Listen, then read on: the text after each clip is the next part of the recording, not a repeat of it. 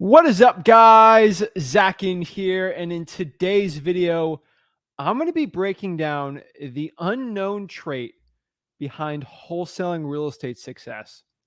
And this is going to be a really fun one today, guys, because I really want to break down the hidden things in wholesaling real estate that nobody talks about and that truly depends on your success. And this has been a hidden trait that has defined so many great wholesalers. And I don't want to break down any other names besides me and Rick today, but if you look at the great wholesalers in the industry today, they really break down to these really just honestly one trait. And of course, you can really break it down a lot of things. Oh, hustle or work ethic or grind, and it doesn't come down to that. And here's the honest truth: there's wholesalers out there that don't quote unquote grind it out. They don't put in the crazy reps, but they are very successful and they have this skill set. And I really want to break it down because it's truly an unknown trait, and it's not one that is just hugely talked about. And I really wanted to break that one down today because everyone knows, marketing's super important. Everyone talks about marketing. Everyone talks about, having the sick team and the cold calling and the hustle. And that's done to death. I really wanted to break down today the unknown trait that no one really talks about, and that's unknown. And it's not talked about outside of this channel. It's rarely talked about at all. And I feel like I'm one of the few people that like talking about it and the only people that really do. So I wanted to break it down. But guys, you know what I'm trying to do on this channel. I'm trying to become the first and only wholesaling channel that gives you complete education absolutely for free. We have the only complete wholesaling real estate course absolutely out there that's free. Actually, scratch that. It is not anymore. Is not the most complete free real estate course. It is the largest wholesaling course in the entire country. Yep, I can proudly say that there's no real estate YouTuber or guru that can that has more students in that course than me. I guarantee it. It is freewholesaling.com. We are there's a ton of people in that. And that's what I do. I have the largest wholesaling course in the entire world. So freewholesaling.com is where you get it at. But my goal here is to help you learn wholesaling for free. And you guys don't know, I'm Zach Ginn. I'm 22-year-old real estate wholesaler out of Port St. Lucie, Florida. I run a 7-figure wholesaling operation. I'm not this guy making $50, $100 million per year in real estate wholesaling. I don't think many people do. But what I do is I'm very good at making 7 figures in my wholesaling operation, net. And I feel like I'm decent enough to talk about it and try to help you guys out. So my goal here on this channel is to help you learn wholesaling for free. I want to help you make $100,000 at minimum, absolutely for free. So just do me one big favor. My only thing I ask you in this channel is please smash that like button and subscribe. That's it, guys. You're on Facebook watching. Share this video. Share it to everyone, and love to talk about it. So what is this hidden trait? I'm really excited for this one. So what is the hidden trait that I'm talking about? And the hidden trait, it's going to be a secret, but make sure no gurus are watching. Okay, no gurus around me. But guys, the hidden trait is just talking to sellers. And what do I mean by that? And before you just exit out of this video and you're like, click, I'm out of here. Guys, I wanted to break down the unknown trait of my success. And this brings it down to just connecting with another human being, not in like a relationship type thing or as a friend, but just connecting with someone one-on-one and building a connection with someone. That is the hidden unknown trait that nobody talks about in wholesaling real estate. And it has been a huge attribute. I've attributed to a lot of my success in wholesaling is because I've learned and cracked the code on actually how to connect with sellers. And that's really what I wanted to talk about today. And later in this video, we're going to bring some people on. We're going to talk. Everyone in my mastermind is going to come on, and we're going to talk and try to help everyone out. I see people in the back waiting very patiently. So everyone watching, I see the thumbs up. So you'll be on shortly. But the unknown trait when it comes to wholesaling real estate is just connecting with people. And This comes down to just talking to a seller and getting to know them on a true level and understanding their needs and connecting those needs with a solution. And this can be for anything really in business and life in general, but really what it boils down to is in wholesaling real estate is I'm just trying to help someone who wants to sell their property for cash. I want to help them sell it. Either I provide a cash solution, I refer to a realtor, I'll do a subject to, I'll do a lease option. I teach you guys all of it in this YouTube channel. But connecting with a seller, it really comes down to just understanding them and just having empathy. And the 80-20 rule, I really wanted to break down because it's not that complicated. Like just talking to another person and connecting with them on a level, it takes kindness, it takes empathy, it takes all this stuff. But honestly, it's just listening. Again, Rick says this all the time, and I take this to heart: is God gave you one mouth but and two ears. So what does that mean? What that means is, you guys, you need to listen more than you talk.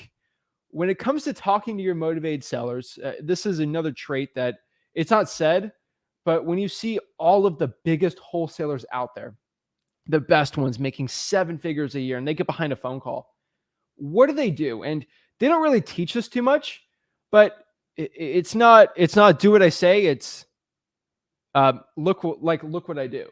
It's not do what I say, but do what I do, or do my actions. And you can see it by their actions. And this is something I picked up really early on successful wholesalers and non-successful wholesalers. Is the ones that are successful, they will listen to their sellers, even ramble. And that is a huge rapport builder. And the cool part about this unknown trait is you don't have to be an expert in wholesaling to do this. This is just not expertise. There's no college course. Sometimes college courses and sales might talk about this, but there is not, like, you don't need to be an expert. You just have to have common courtesy, honestly, and is learning how to have someone speak and talk their mind. Most of your motivated sellers, they want you to understand their issue and then connect it. If they do not feel like you understand their issue, you're not going to get the wholesaling real estate deal. And that's really what I wanted to talk about. So remember, guys, when you're talking to sellers, you want to unlock this unknown trait to just really connect with sellers. It comes down to just listening, and active listening is a big one. You're listening, you're looking in the eye, you're nodding, you're understanding, you're just talking. And you don't want to be blabbing or talking too much. You just want to understand their problem. This comes down to asking 4 simple questions, especially when you're starting out. And yeah, I get this question. I was like, when you're talking to a motivated seller right off the bat, they don't know you, there's no connection. How do you start sparking that connection? How do you get that going? And I could talk about this for hours, guys. And remember, guys, for this live, I'm going to go for as long as possible in this live. So I'll go for 10 hours if I have to. Okay. I want everyone's questions to be answered about this, because this is such an important topic to talk about today. But you're speaking to your seller, you're looking him in the eye, and you're talking, and you get that initial phone call, you're cold calling them, you're getting an SMS text blast. What do we do? And I get this question asked a lot when you're beginners, like, how do I start bringing from the hello, my name is Zach, to the seller maybe crying on your shoulder and you getting a contract signed? How does it go from there? And it's really simple. It's asking 4 questions. And these are really the 4 pillars of just talking to a seller and wholesaling. I did not come up with this. No wholesaling. If you're under the age of 70 years old and you claim you did not create this. This has been done since the 70s. We got real estate books here. I keep this book on my shelf to show everyone how real estate fortunes are made. This is a real estate investing book from 1977. Okay. Let me see if I can find this for you right here. This book was 1972. Okay. How real estate fortunes are made. Okay. Guys, these concepts are still taught in these books. How trading real estate, make sales, and build fortune. I don't know if it's going to be on there or not. You guys can see it. Let me switch the camera really quick so I could, guys, sales in real estate. I'm a historian on real estate investing. Guys, if you can see this, we're talking about sales for real estate wholesaling here. I did not create people who are saying they've created these concepts, they have not. And I got proof. I got books from the 70s on real estate wholesaling, and actually, no, this is a real estate investing book. I mean, creative finance stuff's in there. But what I want to tell you is, guys, the concepts they're not new. So you guys learning how to talk to sellers or getting wholesaling deals or real estate deals, these are not new concept that a crazy good person's coming up with. These are tried and true systems that have been done for decades and decades and decades. Okay, so when someone's trying to sell you a real estate course, they do not have the antidote. They use the old books here, or they use like a book like Traction or something. So it comes down to 4 questions, and these are 4 pillars of wholesaling real estate. This comes down to asking the seller. Again, if you don't know where to go in a conversation with a seller, you can always bring it back to the 4 pillars. Number 1 is motivation. Why is the person looking to sell the property? It's the biggest one, in my opinion, when talking to a seller. And this is where a lot of the speaking is going to be. We can get rapport building and all that today, but motivation is a huge one. Number 2 here is condition. What is the condition of the property? Does it need work? Is the stucco cracked? Do we need a new roof? How is the property? And the condition will tell you a lot about the actual person, the actual property, the neighborhood, things like that. And you could talk about, hey, how's the neighborhood? Oh, Sally, she's a great neighbor. She was a teacher. Oh, what school? What school did you go? It's a great rapport building piece when you really know how to do it. That's condition. Next is time frame. Time frame is when they're looking to sell. Is this within a month? Is this within 2 months, 3 months? It really depends on when they're looking to sell. Is this something that I get done in 2 weeks, 4 months, 5 months? Guys, we have contracts that won't even get executed for wholesaling deals, or even for a wholesale deal, or even for a rental we're buying on some of these big. So like March 2022. So time frame can really vary, and you can still get contracts within the time frame if they're outside. So example, guys always say, oh, if someone is going to sell within 2 months, it's not a wholesaling deal. Guys, we get contracts signed all the time, and we're not even going to be closing on the property till March. So always get the contract signed. Last one here is price. And price, for a lot of people, it is the most important for them. But between you and me, that's the easiest one to manipulate. And I'm not saying manipulate in a bad way. I mean, you manipulate in the definition of actually changing yourself. You can change price. You can't change motivation. It's really hard to change condition if you're not buying the property, especially when you're wholesaling. And it's extremely hard to manipulate when someone wants to sell a property. But the price you can always negotiate and change. So please remember that when you're starting out in real estate wholesaling. So you're talking to a seller and you're going through these 4 things. Let's say you get stuck. And what you need to do is start building rapport, building the connection with the seller. This is where it really gets down to a few amount of things. And building rapport, if you just want to build a connection with generally a human being, I mean, this is a muscle. Like it's not a skill set that takes a lot to actually build, like especially muscle wise. But how do you build this muscle of building rapport for real estate wholesaling?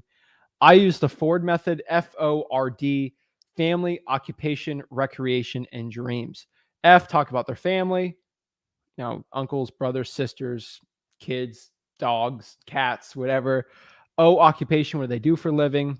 R, recreation, what they like to do for fun. And D is dreams, what they want to do in the future, particularly with their home sale. That's super, super important. And we go from there, and then it comes down to some more traits, because you're not going to ask these questions, and you got to come up with some, not creative things, but really find a place that you can connect. So if someone's really into knitting, you like knitting, that's a good rapport builder there. How are the kids? What do they do for a living? Where do they live? Talk about the weather. It really has to come and flow naturally.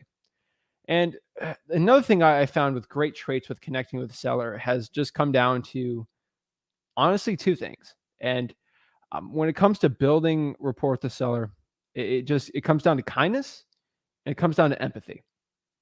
Nobody talks about this on YouTube, especially for wholesaling real estate, and it needs to be talked about more. It's really cool and sexy to be that, Wolf of Wall Street type mentality, and real estate sales, especially in wholesaling real estate and in real estate investing, and just generally in wholesaling and forever, especially when you're in person, you can just on their phone too. is not cutthroat Wolf of Wall Street. Buy now, buy now, buy now, buy now. It's really a friendship that you develop and you get the sale from that. I mean, it comes down from kindness and empathy. And you don't see any of that in the cool, sexy movies or the sexy little videos you see from like real estate course things or something. You don't see it. Yeah. Negotiating, yes, it can be a little more cutthroat from there, but getting to the point of negotiating, it has to be from kindness and empathy. Why do I push that so much? Is because wholesaling is becoming more and more saturated. I'm in an extremely saturated wholesaling real estate market, and I got to compete with 6, 7, 8 other wholesalers on every single deal we do. And what is the edge that I get on everyone else? And why do sometimes sellers will hold off everyone else until I go there? There's usually 2 reasons. And first is because I use like offerpostcard.com. That helps me out a lot. But the second is because I'm not calling, I don't say this in ego, but I feel like I'm more down to earth than other wholesalers that are trying to get the deal. They're all just like cutthroat, price, property. Guys, with kindness and empathy, when you come from that in your heart and not trying to make the profit with the seller, I know everyone thinks it's like, it's soft to talk about this topic. And it's honestly not. Everyone thinks it's like a soft thing to talk about kindness and empathy in business. And no, guys, with kindness, you will lead with a different type of questions when you're asking your seller, and your seller can tell the difference. When you're talking to a seller in like a fake way where you're just trying to make a dollar and you don't really care about the seller, you're not going to get that wholesaling deal. You're going to sound fake. It's not going to go well. But when you come at them with love in your heart and kindness and empathy is actually caring about the seller, caring about their issue. Like, you will just do anything to help the seller with their problem. If I have a seller, they need to sell the property and just my price is too low, I will still go out there and try to find a realtor. I'll try to create I'll do anything to get the house sold for them. And sometimes I'll get some money from referral, obviously, but I'm coming out with love and empathy in my heart, and I will get the deal from doing that. Guys, come with kindness and empathy. You will not sound fake. Your sellers will like it a lot more, and you will beat out other wholesalers. When you have a lower offer than another wholesaler, how do they accept you over the other? You have trust, and they know you're kind, and you know you're actually going to help them out. When you're slick, slimy, like car sales guru type thing, it ain't going to do well. That's where I've seen across the country the best wholesalers out there. Some of them are actually real estate wholesaling gurus that charge big courses. Some have hundreds and hundreds of thousands of subscribers on YouTube, and they come with kindness and empathy in their heart, and they make millions and millions of dollars in profit because it all boils down to that. There's a difference between sympathy and empathy. Sympathy is understanding their problem and just trying to comfort them, but like not actually caring. Empathy is when you come out there and you actually give your all with love and kindness in your heart. I'm telling you, doing this will help you in so many more opportunities. You put kindness and empathy with talking to other wholesalers and JVing with them, you will get so many JVing wholesaling deals. It is unbelievably amazing. Guys, the more you give, the more you get back. And you give into your sellers. You give them value. You know, providing a service and just going above and beyond, you will be rewarded handsomely on it. And that is the unknown trait in wholesaling real estate success. It's being able to connect with sellers, show you actually care, look them in the eye, smile a lot, and just understand their issues and their problems. And talking about real estate, you'll get there. And this comes down to the actual business itself. If you have kindness and empathy when you're trying to learn real estate, other people are going to help you out. And the other secret sauce I could say is just having a passion for the business. I have such a passion for real estate in general. Of course, wholesaling real estate is my favorite. I always have a special place in my heart for wholesaling, but I love all about real estate investing, creative finance, flipping properties, rental properties, all this in real estate I love. And that's given me a passion to go out here and talk about it, which I think is great, but it lets me actively just want to know more about real estate. I love this business so much. I'll literally look up real estate news because I'm just interested in it. And that helps me talk to sellers more, understand the areas I'm wholesaling in, and really bring value and maybe some history with people, and really talk about knowledge to help the seller know that I know my stuff too. And it helps a lot. So guys, that is my unknown trait. We got a lot of people getting ready. They're in the back room with their questions. I can't wait to talk to them.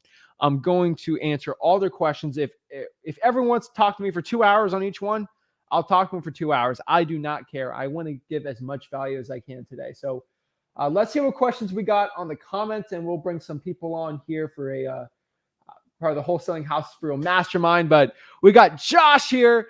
Josh Weiser says, first contract signed by a seller and buyer is in escrow. Let's go. Woo! Guys, let me tell you right now, I was so pumped up to give this value today that I almost forgot about the intro. And I am not going to forget this intro today. So let's see some questions. We get that intro going and get the people. So Antonio wants to know, if I have all day to cold call, how many homeowners should I be reaching for in order to get leads? I've been calling for months with no luck. You got to reach at least in the thousands, I would say. How big of a list should I be pulling? List of thousands homes, but how do you pre-qualify these leads so you're not wasting your time? Make sure they got equity. Make sure they got high equity, or they're on a government list. What is up, guys? I see everyone in the chat. Nice background here in Florida. Awesome, guys. I love it. I love it. What is up? Hey, guys. What is up? We got Twitch in the house. Oh, yeah. We got Twitch streaming over here. It's 57 degrees in Seattle. Oh, my gosh. Let's see. The weather today where I'm at is 84 degrees. And it's pretty hot. It's very humid, so gotta love Florida. Hey, Zach, I need to get up and get pumped up. Jonathan wants to get pumped. I mean, you're a Houston Texans fan. You need some motivation. Of course you do. But of course, we're gonna get pumped up today. So let's see here. We got some great questions. So we're gonna answer the questions a little later. But let's get it going, guys. We got people in the back. We're gonna get jacked up. We got Graham coming up next, but I don't think you guys are pumped up enough. So let's get it going. Let's roll the intro. DJ, hit it. Let's go, guys. Get pumped up. Get up. I'm about to change someone's life. I'm about to change everyone's life. Bring the value. Let's get it.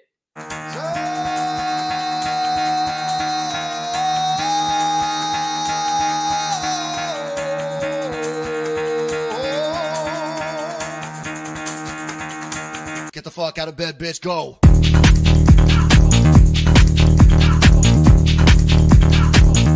Get up and get the guy go.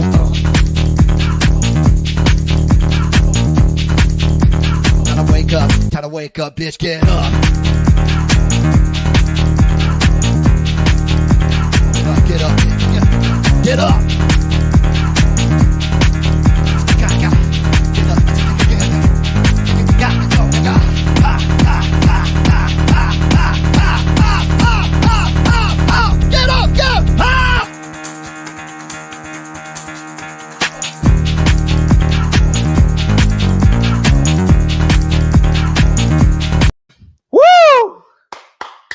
Let's go, guys. Let's get pumped up, guys. What is up? We got the DJ on here. Let's pump it up. Juan Air says, thanks for the great information. Let's get it, guys. Let's see how I can help the people out today, and let's see what I can get going. So first of all, we got the one, the only, from the down under. We got Graham. Oh, looks like he's on the phone. We go to someone else? Zach. What is up? Can you hear me? I can hear you loud and clear. How you going, mate? Dude, I am blessed, man. Every day above ground is an amazing day. Yeah, you've changed your background since last time I was on. Where's the American flag? Oh, dude, that changed. We changed studios, man. I know. It's been a long time. I haven't been on for probably 6 months. Oh, my gosh. Wow. How are you doing? Yeah, good. Yeah. No, I just thought I'd jump in and I saw one of your, I think it was one of your lives the other day. So I thought I might jump in, and I haven't been in here for a while just to see how you're going. I tried to message you, but you're harder to get into your DMs than Dustin Poirier's wife's DMs. I mean, you know, I've had no reply, so I thought I'm going to have to come live on the show just to speak to you. Sorry, man. I'll be getting like 200 messages a day.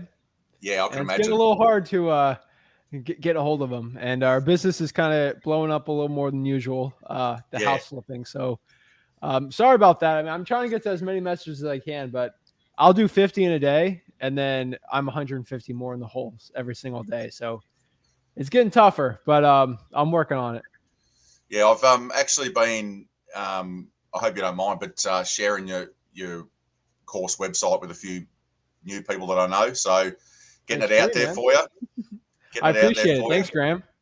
I might have to go into hiding from. I might be targeted by the gurus as well, but I just thought, well, it's a good resource for people. So yeah, I've actually got a Facebook group. So I was wondering whether I could, post it in there for people that are new to be able to jump onto. I don't know if that's within your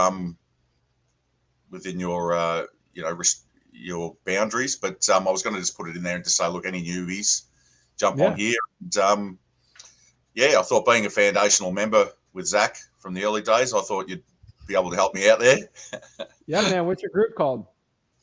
It's called Collaborate, Network, and JV. So it's more for connecting people in the industry together and getting them, getting people across the US to be able to link up with each other and, share and hopefully JV be able to help each other out in different markets now that it's, blown up virtually. So that's what it's all about. Oh yeah, man. That's awesome, man. So what's the name one more time? Collaborate, Network, JV. It's a private group. I haven't got it on public. It's sort of invitation only. You've been invited if you check your messages. I mean, you're welcome to jump in right now. Yeah, but yeah, so it's about sort of networking and people in the industry. And it's not just wholesalers. It's people with creative finance, investor friendly realtors, and that to get in there and to make contact with people and share and care, get the love out there, and hopefully create networks in different states where you want to do some virtual stuff. Awesome. Yeah, I just joined it. So awesome. Shout out to you there. So yeah, man, I love it, dude. So how have you been doing? So how is virtual wholesaling? Are you still in Texas trying to do it from Australia? No. I haven't done much in Texas lately. Been in doing a little bit in Ohio and in Tennessee. So they're the main places now, and moving across now to Milwaukee. Looking at a few properties there. So yeah, got a certain criteria and just sticking to that. A bit more laser focus these days. All right. So what do you say? Bit more laser focus. I was probably last time I was a bit too everywhere, whereas I'm sort of sticking to certain markets and certain criteria now. Taking your advice, and I thought I'd found a really good market in Knoxville, and then I think a week later you put it as your number one virtual market. And what's Zach doing now? What's Zach doing to me? So, so no, all good. All right, sweet. Are you doing deals there, or are you having success? Yeah, just done two. Just settled one yesterday in Ohio, actually. Oh yeah. Like I said, I'm looking in Milwaukee at the moment and looking to buy a couple of places there. And just Tennessee. I'm in looking for deals in Nashville. If anyone's got deals out there, I've got actually an end buyer that's looking for deals. So I know it's a pretty hot market, but yeah, Nashville's probably the main place at the moment in Tennessee where we're looking. Awesome, man. I mean, how many deals have you done this year, man? Well, done a couple of JVs and a couple of my deals, in the last couple of months, and awesome. Yeah, we're actually looking at a different concept now, like buyers from Australia as well, linking up buyers from Australia. So that's sort of where we're at now. So that's what we're working on at the moment. Bit of a niche market. Dude, I remember talking to you a while back. I mean, you're still trying to get your first couple deals, man. So yeah, that's great growth you've been having. I mean, Where are you attributing that success to, you think? Just staying in the game. Just keep. I just Wow. watch. I watch as much of you. I mean, I know you know. Oh, you probably forgot, but originally when I started, I did Alex Youngblood's accelerator course. So I watch Alex all the time. I watch you. There's another guy, Nate Armstrong, who I'm involved with his team and that. So I watch a lot of them. They're great people, and I just watch as much. And I've always got my headset on, listening to podcasts, and just probably the commitment. I was committed. It's a lot harder from over here, but just being committed to. I said I'm going to do this for the rest of my life, like the old Dutch Jackson song, "REI till I die." So that's it. So it's just you got to stay in the game and you just got to persist. I've had a lot of deals fall through. Had a lot of stuff, especially with logistics, being in another country, but getting there. And just I've networked with a lot of people. That's been probably the success. Just networking with, met so many good people on the ground in the States, and I'm working with someone from my group at the moment, and just trying to link up with really good people. And if I can help someone out, like I said, I've handballed your course to a few people that are starting, that are struggling, and just it's all about networking. And like you said before about when you're talking to a seller, just be a real person. It's the same when you deal with a realtor, a wholesaler, anyone in the industry. Just be a real person. Just That's it. be up front and see if you can help each other out. So that's it. So they're probably the main things, Zach, that I've been doing differently. Wow. Okay. And I mean, you're pretty good at like JVing and, sniff them out if it's a good JV or not, because you've done a couple. I mean, how are you able, just for anyone looking? I mean, I got some tips for me, but how are you able to find someone like JV and collaborating? Because I mean, you got the group right here for you. Well, How do you find someone? The reason I started the group was I'd just post in, say your group or I'm in a lot of groups, and I'd just say, hey, anyone looking to JV or collaborate, and then people would respond, and I'd get on the phone and talk to them, say, oh, where you at? And some people say, I'm brand new, blah, blah, blah. Or some people would say, oh, I'm here, I'm there. And I just talk to people and I'd say, look, I can't help you out. That's a different market, but I know this guy in this market. So I'd set them up together. And I just saw a real need. The industry's changed a lot with COVID and everything, and it's gone virtual. And a lot of people are dropping out because they haven't actually got the resources to do the whole thing from start to finish. So I thought, well, why not team up? Even, like just team up and share resources, and like a JV, you got a deal, someone else has got a buyer. It doesn't have to be the whole complete system yourself until you get more experience and you've done some deals. And like yourself, the way you learn is through going through deals, especially ones that fall over. You learn twice as much, and then you can earn while you learn as well. It might only be a small chunk of the thing, but then 6 months in, you might say, well, I'm going to do my own deal myself, rather than getting 6 months not doing a deal and dropping out. So that was sort of the whole thing behind it. And I mean, you probably remember my Aussie mate Warren, that used to be on a few of the calls. Well, he's the master at JV. He's done dozens and dozens and dozens. He's really good at it. So we talk every day. So he's been a big influence, and he's in my group. So and he's the same. He's networked right across the states. So it's just about what value you can bring, and matching up with someone. Definitely. I mean, for every one of you, not you, but like someone that's getting into it, maybe outside the country, that actually is starting to get deals and success. There's probably 8 or 9. I'm going to be honest, that just quit. It's too hard. It's been 2 or 3 months. I mean, I have no success. So hats off to you. I mean, how are you able to find these people, or especially with Warren, like people actually want to collaborate and provide value versus people that are just trying to suck info and value out of you, and they don't want to give anything back? What are you finding, especially when you're doing everything virtually for you? Yeah, I think the number one thing is a phone call. Get on the phone with someone. Yes. And prepare yourself, just sort of, and you don't want to interrogate someone when you first meet them. It's like a seller. If you interrogate them, they're just going to say, see you later. But just be honest with them about yourself, and then just say, look, is there any way We can work together. Are we a good fit or not? And if not, so be it. Wish you all the best luck. I mean, you're not going to be able to work with everyone, but there are some people that your personality just gels with.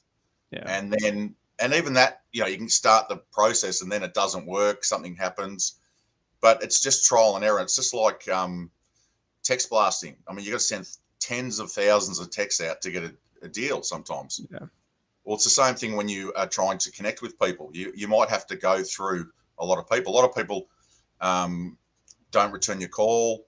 They ghost you, whatever. That's the same as it's the same thing across the board. And that's the same thing in life. So you've just got to go, like, let's say 20 people and one person might stick.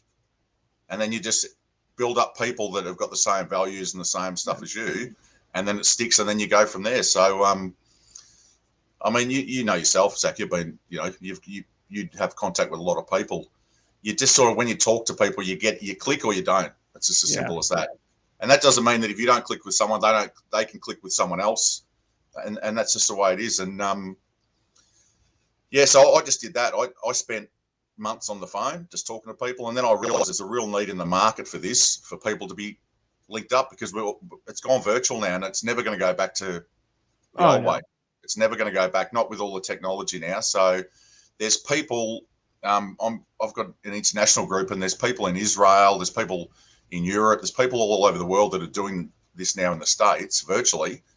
And it's no different from you doing it in Florida and looking in Indiana. It's no different because it's all virtual.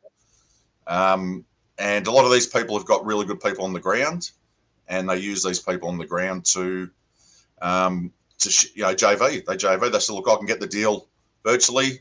You're on the ground. You bring a buyer. Bang. There you go. That's it. There's a bit of a niche market there. I'm telling you, the only difference between you and me is when I go outside, everything's not trying to kill me. You, every time you go outside, something's trying to kill you. So yeah, well, that's right. No difference.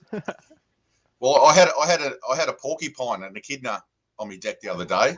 The ones with the prickles. Yeah. And then when you go to touch it, all the prickles go up. But that's like a pet. We call that a pet over here. Oh my god! I've actually had a snake here. I've had a snake here.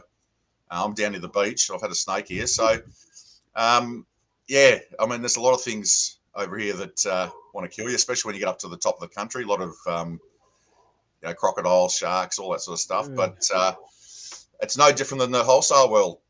There's plenty of predators. They're trying to get you, so you got to toughen up. Yeah, they got some great whites off the beach where I'm at, like a mile from my house. So yeah, it's getting crazy out there. But that's amazing, man. Seeing your success, because I just, you can tell when someone's brand new if they keep.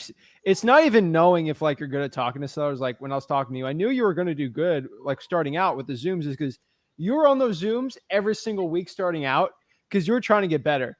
And you just kept showing up. And I think one of the secrets that you've been having that I've just been noticing is discipline. You just, even if you didn't want to go the day, you would go out there and just get better. You'd still build your network. You'd still go out there and try. Discipline's been a huge thing for me. And I can see it's been helping with you. So it's hats off to you, man. There's so many people watching this right now. Not a lot.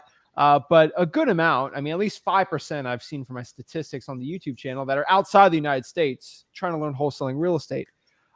So I think you're a great case study for someone who's trying to get outside the United States and learn. So, man, hats off to you, man. Yeah, well, another thing too, Zach, is through connections with people and people like yourself that are, and throughout the industry that have been there, done that, they grab you and they sit you down and they say, hey, have you thought of doing this? And you're that focused on what you're doing that you can't think of anything outside the box.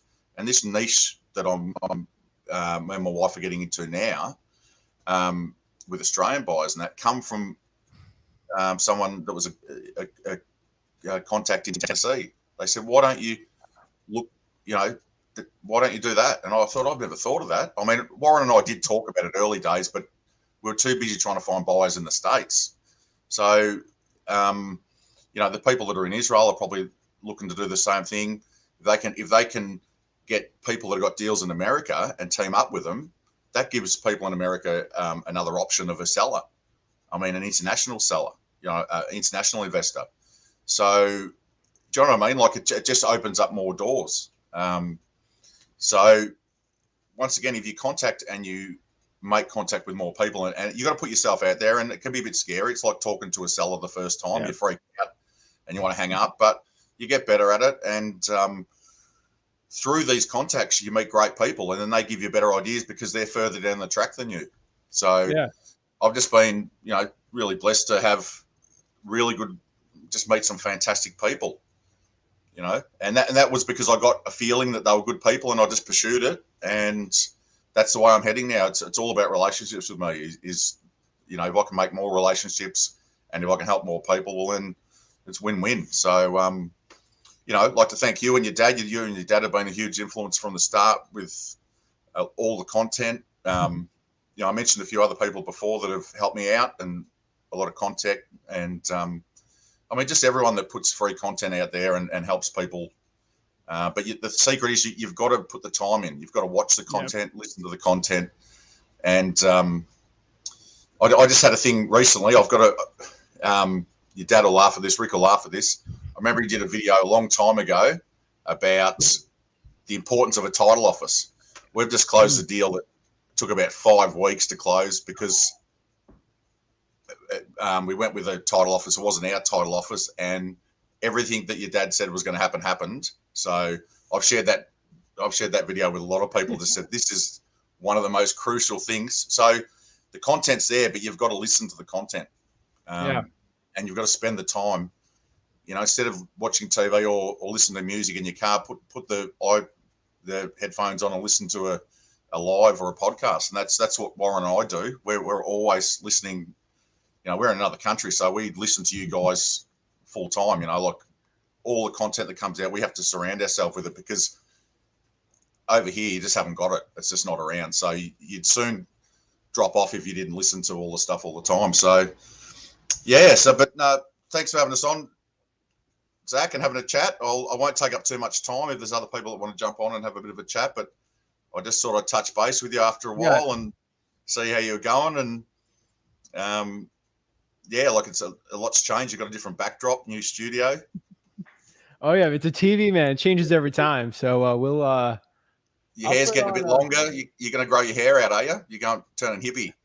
I'm going a little hippie. I'll grow my hair out a little more. We got a new studio. We got a new office. So that's kind of what we did. So it's a little nicer. I still got the American. I'll put the American flag behind me over here, but I like it, man. Don't act like you're taking too much. I can go for hours. My business, it's based on autopilot, so I don't need to be doing anything else. I just like talking about this stuff. I don't, because like you said, with everything going virtual, I don't go to real estate investing associations anymore. I just talk to people over the phone. I do Zooms. It's way better because I can get in front of people who actually care about this business. People in real estate investing associations, like some of them do, some of them don't. I can actually get in front of people that actually legitimately care, and it helps. I think a really cool part you're talking about is just immersing yourself in content, not just from me. Obviously, my opinion on courses and stuff. Not the biggest fan, but the free content, the more you immerse yourself with other people's opinions for wholesaling real estate, the more you think about it. And my best ideas in wholesaling, like calling from listrei.com, like calling PropStream buyers, that's just for me thinking about wholesaling when I'm working out or something. I get some water. I'm like, why don't I just call the cash buyer list on my best ideas have always been from two things: talking to other people about it, and just thinking about wholesaling all the time. I'm kind of weird. I always think about real estate, but those have been my best ideas. So I think it's really important you brought that up. Yeah, definitely. It's there's definitely a saturation. Like when I first started, I was obsessed, and you get to a saturation point, but you've got to have a balance between too much and not enough. And there's so much content out there that when you've got a topic in your mind, you just have to go to YouTube or you just have to Google, and you can pick up so much stuff. Now, I'm not saying that you don't do courses. I've done courses and I've got great value from them, and the people I've met are amazing and great teachers and all the rest of it. But you've got to be pretty savvy. If you do something, you've got to find the right people that align with what you want to do. And I know you're probably, when you talk about the gurus now, you're probably not you know that there's certain people in the industry that are good money, value for money, and they're doing the right thing, and you get like a bit of a mentorship, and you get direct contact, you get all that sort of stuff. And then there's people that are doing, probably the wrong thing. So that's just up to the individual. Some people work better under guidance, and some people can just do it all by the information by themselves. So that's a personal choice. Yeah, definitely. I always say that. That's why I let anyone who wants to talk to me one-on-one, talk to me one-on-one. I'll give you a game plan right today. I'll do it, man. I don't care. Yeah. And I mean, the people that I've worked with, and is like this, you can get direct contact with them. Yeah. And that's really important. That's really important. And they really care. I don't want to shout out on your platform too much about Alex, but Alex was genuinely, when I got my first deal, he was genuinely pumped up and was wrapped and fresh, because a lot of people said it couldn't be done back in the day from here. And he said, yeah, let's do it. So you got to find the people with a similar mindset, that bit of a can-do mindset. And sometimes if you've done your due diligence and you have to pay for it, well, that's what you do. If you haven't got the money, well, there's plenty of stuff, platforms like yourself, Zach, that will say, look, I'll teach you, just spend the time and come in the group and I'll teach you for free. So I use all of it, use a bit of both, Zach. And cool. I just pinned you on my messages, so I'll see them now. Yeah. I just pinned you on there on the top. So you got a question, I'll help you out. I have to start pinning people that are actually providing value and stuff. So, yeah, man. Yeah, I should have got Warren. I should have tried to link Warren in, because, like I said, he's the true JV champ, like from an international point of view. He just got early days, got onto like the Keegley model and just said, right, I'm going to do that. And I mean, that's not all he does, but he's very good at it, and he's very good at building relationships. So I learnt off him. I mean, we talk every day. Wow. Funnily enough, we've only found a few people in Australia that do this, and he only lives 20 minutes down the road from me. So wow. That's true. I mean, the whole country is basically in maybe three cities. So it's a pretty good chance. That's awesome. Yeah. So he's the same. He continually listens to podcasts, jumps in groups. I mean, we've jumped into a heap of stuff like this, Zach, that we've found out there's a group that might have, Steve Trang in, and we've jumped in there. And the great, I mean, all these people are fantastic, and they get questions and we get the answers, and we get to interact. But then when you stay in the group after the guest has left, you talk to all the people in the group, and they're just awesome people. So, like, you've just got to connect with people. Yeah. And just, connect with people, and whatever opportunity you get into a fresh group, have a look. If it's not for you, jump out. If it's for you, stay in there. And that's sort of been our success, and, upwards and onwards. And hopefully when all this COVID stuff's finished, I can fly over there and hang out with you guys. Do a US tour. Me and Warren might come and do a US tour. Oh yeah, man. We'll bring you to all the some of the flips we got. I'll show you some real some fun houses. You can actually see the stuff you're wholesaling. Some of them ain't pretty, but they're nice. I built the house here from the 40s today. It's just the cypress rottings everywhere, and it's a good deal. So I'm excited, man. So I appreciate you hopping on, providing value, man. I'm just pumped up for your success, man. I just discipline and collaboration. I mean, I think that's kind of the topic today, is just connecting with people, and that comes down to JVing also. I'm in the six figures of just cash net profits from just JVs, from people sending me deals. And it just comes down to being able, honestly, with JVing, is connecting a buyer with a seller. And if you can find an arbitrage where you're really good at finding a cash buyer, someone's good at getting contracts, be like Warren, and you can make a lot of money. It's great. Yeah. And final point, I know there's a lot of people out there that I've seen it in groups, and they go, why would you do that when you can get your own? But I understand that when you're fully set up, and you and Rick know, once you're set up, it's a different game. Once you've got your systems in place. But I'm talking maybe about, even if you're that experienced, expanding your network and having almost like a side income on top of your own deals. and for people that are starting off to stay in the game, to be able to work with other people, to maybe add value and learn off an experienced person while they're earning a little bit of money. So I know there's a lot of people out there that can it, but you've got to remember that things have changed in the last 2 years. So you've got to evolve with the times. And if it means that you can stay in the business, you've sometimes got to look at alternative things. And it's not for everyone. And I know a lot of more experienced people say, get your own deals or what. There's a lot of negative out there, but new people, don't get discouraged. Just that's for them.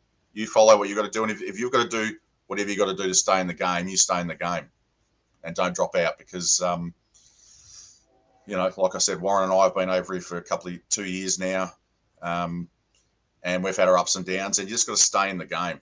So that's my 2 cents worth from over here, and I'll jump off and let someone else have a chat. But thanks for having me on, Zach, and say hello to your dad. He's between your content and his content, it's fantastic. So doing a great job. All right. Thanks, Warren. I appreciate it. Thanks, Graham. I appreciate it. I'm getting you guys mixed up. But, yeah.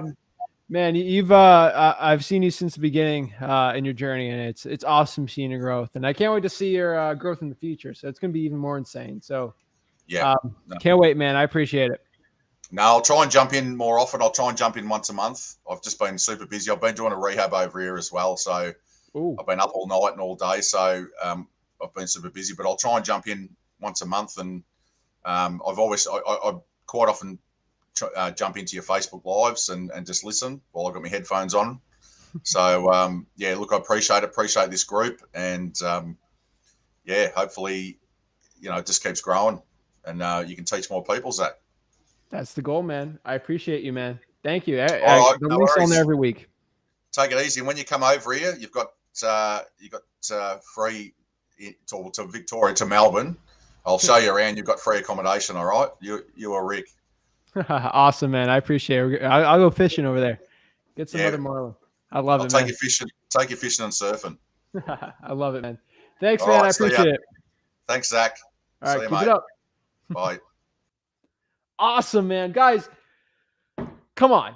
Like, if this wholesaling business is not the key to getting you out of the financial situation you're at right now, or just helping you even just become even better in real estate wholesaling, I don't know what else will. Guys, wholesaling has changed my life. It will change your life too, guys. I'm telling you, this business will change everything. I'm telling you, Graham's been going and look. So where's the link on behind? It's the Wholesaling Houses for Real Facebook group. It is the largest wholesaling mastermind in the country. And Graham's been on it, I don't know, 6, 7, 8 months ever since COVID's been going on. And he's been asking me questions. I've been working on one-on-one, not every single week, but he went on a lot when he was starting out and just trying to get a little bit of pieces on there, learning virtual wholesaling. And as you can see, he kept with it. And I haven't seen him in like at least 4 months, and he's killing it. So props out to him. That's amazing, guys. So check out his Facebook group, JV Collaborate, and let's see what it is. Collaborate dash network dash JV, and get it going, guys. But wholesaling houses for real is the Facebook group, guys. That's to get the link to hop on here and talk to me. And that's how we get it going. So let's hear the questions we got. We got hello. Hello. Natalie, hello? Is that me? That's you. Hey, how's it going? Good. How are you? Good. Thank you. You're in New York, right? Yeah, New York. Trying to do Florida. I did not forget. All right. So great. What's your question? How can I help you become a better real estate wholesaler today? Yeah, I got a couple questions. All right. Go ahead. I'll be right there. Sorry, I got my son. Well, we have a couple. I'm actually JBing right now. I'm glad that you guys were talking about that. Because he actually has worked so well as far as like getting an actual warm lead. So can't complain. So now we have some leads, but they're nowhere where I usually work. So it's kind of like working around. I'm the one in charge of getting the buyer. So it's kind of, difficult where I have no clue, like I have no connections, other states. And then we have this one lead that has like no comps, like nowhere for me to comp anything. It's very rural, but I feel really bad because the person, the seller is going through a really tough time. So I'm really like want to try to help her, but then I don't want to be stuck where I cannot find a buyer on the other end. So is there any way? Somebody suggested to get a realtor, like get you like best assessment of the property. I don't know. Okay. I need some information. So it's in Florida, the deal? No, this was saying Kentucky. Kentucky. Where in Kentucky are we talking? Louisville, Lexington. No, it's not one of the big cities, that I can tell you. Is it outside of the big city, like a suburb? Yeah. Suburb of what city? Let me pull it up. Give me a second. Pull it up, because I know people in Kentucky. I can just send you. You can JV with them. They'll find a buyer for you. Yeah, definitely. It's in. Oh, that's not it. Baxter, Kentucky. All right, let's look up Baxter, Kentucky.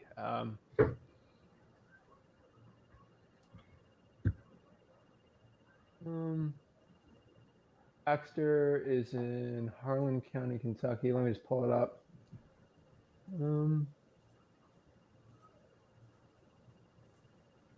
Where in the world? That was away from literally everything. Okay. Yeah.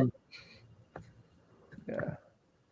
I mean, you're kind of by Knoxville at that point. Let me kind of see what I got here.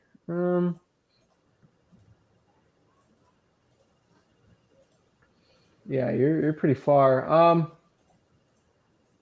Let me see the population. Where do you get this deal from? Oh, well, like I said, I'm JVing with somebody else, so she gets the leads, and then I find a buyer. But like this one, like if I'm to the point that like I will if somebody else has a buyer and wants to JV directly with her, I'm fine with that. Like I feel bad for the seller. Okay, what's the price point on the house? Well, like she says 75, but then like if I go to Zillow, it says 38, and then PropStream is saying like 160. So it's like really off.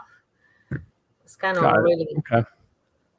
Well, there's one really good way to find comps or something like that. And do you know? Do me a favor. Don't give me the address. I don't want anyone stealing. There's a lot of people watch it. Go to rentometer.com and try to put the address in and tell me what rent value comes out while we're talking, because that's also a really good way to just find how much the thing's getting in for rent. That could potentially help you find the values a lot better. While you're doing that, it's rentometer.com. Got it.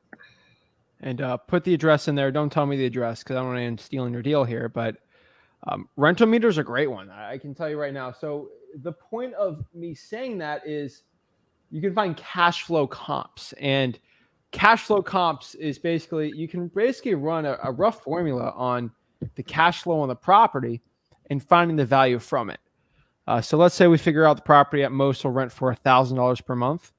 We divide that by 1%, and we figure out, hey, worst case scenario, roughly worth $100,000 for like really rougher properties, under 100K. That's a really good one. So she's saying 75. Is it renting for 750? Is it renting for 1,200? Let me know what pops up when you do that. It'll just give us a better amount on there and kind of roughly let us know where we're at on it. So, so guys, it's let me just make sure I got it right. It's rentometer.com, and that helps me a lot there. So, just finding really what's good rent or not. So, no, it'll pop up there. But yeah, when you're wholesaling in a very rural or rough area, I mean, that county right there I saw, it's like under 30,000 population. The best thing you can possibly do is just go to PropStream, listrei.com, and really pull cash sales and cold call it. Facebook. I mean, my question for you, did you go to the Kentucky Real Estate Investors Facebook group and try to sell it on there? Okay, that could be I, too. I would definitely do that. I haven't tried that. Okay. And nothing's coming. Say sorry, there's not enough results in that location to Yeah, generate. there's probably not much rentals there. So Yeah. that's not good. So whatever bedroom, bathroom it is in there, probably what you want to do is go to the Kentucky Real Estate Investors Association Facebook group.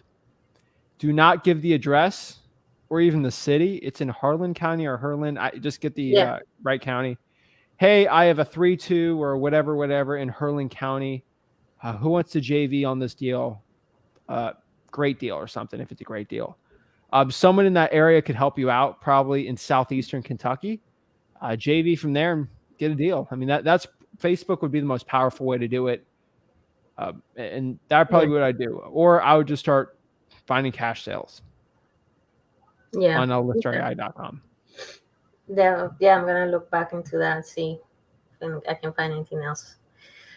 My second question was fire damage. I have a lead that has fire damage, and first of all, like I have usually get these sellers that are very cutthroat, and they're just like, I want this, and I'm like and then it's kind of like they want to sell it, but so I'm trying to figure out how to cut through that like fast pace that they go and they're just like really close minded, trying to open it up, because I know that, like, for example, this one is a fire damage, so I mean it could potentially take this hassle out of his way, but and I'm still trying to assess how much, what is how you assess like how much this is gonna cost.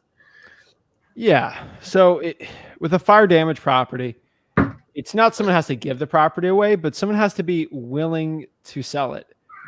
Some people, if they want the most for the house, they can either do two things: either list it with a realtor or try to sell it by yourself. But if they're not open, if they're not even open to you talking, it probably won't even be a good wholesaling deal.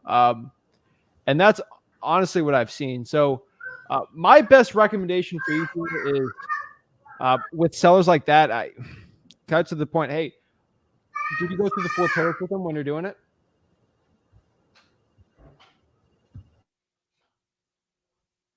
The 4 pillars of wholesaling: motivation, condition, time frame, price. Yeah. Okay. So where's the big issue when you're talking to them? Are they just saying, I want this, this, this, and this, and it's just nothing, like they're not changing anything like that? This guy in particular, he calls me, and I call him, and then he was just, yeah, it has fire damage. I'm trying to fix it, and I have a contractor there right now. But if you want it, it's 160. And okay, and then okay, quick. I was like, okay, let me run some numbers, and I'll get back to you. And he was like, kind of like hang up, like doesn't let me try to, I guess, talk to them like you do, try to warm them up a little bit. Yeah. And, it's very quick, kind of to the point. So, okay. There's 2 options here, and one option's not possible. Option 1, when someone's like this, especially in our own home market, I'll go, okay, let me just meet you in person then. Like if they're just like that, let's meet in person. And then they can't hang up on me, because you can't really hang up on someone in person. You can shut the door on someone, but that's not an option for you. The second option here is you're going to have to use the car analogy when it comes to buying a car. And, you're just going fast. Say, hey, can I ask you one really quick question? Because they're just going a mile a minute, right? You got to slow these people down because they don't want to waste their time. Have you ever bought a used car before? And I mean, you're in New York City, so some people have not, but for most around the country, they have. yeah. If they're not in the borough. So yes, I've bought a used car before. Why are you asking me? This has nothing to do with real estate, because they'll get really defensive. And well, the reason why I'm asking you is because I bought a used car before, and I love test driving. Like I have to test drive before I buy it. Have you ever test driven a car before you buy? Of course I do. Why would I not? Well, I'm actually serious about buying your property here, Mr. Seller. And again, we can go really quick on this, but a property is a big thing. Like it's not something I can just look at, like looking at a phone or looking at just a carton of milk. Like I just know what it is. I have to actually go in it, look at it. That's why I'm asking these questions. I'm actually serious. You should understand, if someone's really serious about buying the property, they're going to be asking questions. And that's what I'm doing. I can't buy a property if I don't know too much about it. And obviously I have to understand it. It's definitely have some fire damage. So is it okay if I ask you a couple more questions? I'm sorry if you want to hang up. If this is not the right time, we can always call back tomorrow. But I'm serious about buying the properties, and that's why I need to ask you some more questions. That would be like, oh, shoot. Oh, okay. She's actually serious, and she's actually asking the questions. Sometimes you just got to put a seller in their place. And if they're like, no, I don't have time for it, they're not on the next one. But most of the time that shuts them up and lets them get a little more open. You kind of have to call them out a little. Yeah. And that approach helps a lot for virtual wholesaling. No, okay. That's perfect. Yeah. I'm going to try that. I mean, I love watching you do the cold calling because I can see how you connect with the sellers, and that's how I'm trying to go. Cold calls. Yeah, I'm gonna try. I'm trying to go through that route, and it's it works when you're like very, like you say, honest and being like transparent with them, and making them understand that they are your first priority. I mean, so that's what I'm trying to do. I'm telling you, like I'm in Port St. Lucie. A lot of New Yorkers, a lot of people from Brooklyn, like they are short to the point, and that's where I've trained it because they're like, "What price do you want for the house?" Like, and they got the accent, thick accent, and that's kind of where I've learned just be like, you got to be quick. And I've said that speech I just told you, 20 different variations, but like every single month I got to throw something out like that because just people are being short with me, and I got to get going. So. It's definitely a really good one. And this won't be the last time you have to deal with someone like that or anyone watching this. Yeah, I'm sure. And lastly, do as you many know, questions as you want. I want to help you out. I know I had like another one, but I can't remember. I actually wrote these, so that's how I'm remembering No them. worries.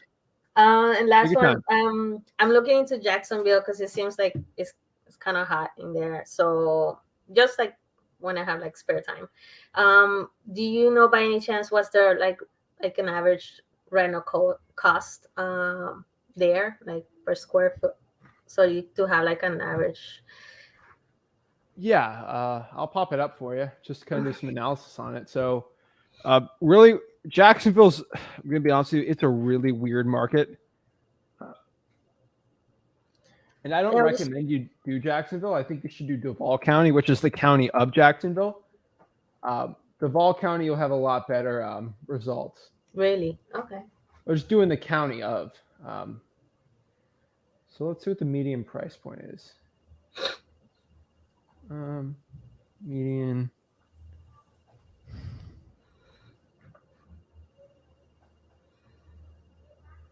Oh, 256. That's nothing crazy. That's pretty average around Florida, I would say.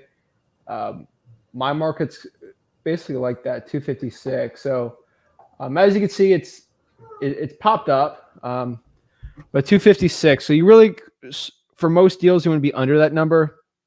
21% 1 year change, and that's a lot of Florida, just because a lot of New Yorkers, people from California, Illinois, they're all kind of moving down here. And Duval's kind of one of the best weather places in Florida. It doesn't get way too hot, but it's a great one. 256 is probably the number there. And really, average price per square foot, I don't like saying that because Jacksonville, you got houses from the 30s, 20s, and 1910s. And then you got properties from like 1980s, 1990s, and they're different price per square footage. So I don't like to give one general one, just because they're all so different. And you're going to figure that out in Florida. House number one's $100K. House number two is worth like 30, and house number three is worth 500. There's no rhyme and reason for a lot of these places. Each street's crazy different, and it takes a lot to learn this stuff. So Florida's really weird in a lot of markets. Orlando's probably the most like centralized, where they're all kind of the same. On Port St. Lucie, every street's different. That's why I got to memorize basically every street there. Florida's a weird one, I would say. But yeah, Jacksonville's weird. I mean, comps you got to be careful of, and it definitely Jacksonville's one of the biggest learning curves, but you can easily do very well in that county. Okay, and renovation costs, you know how much?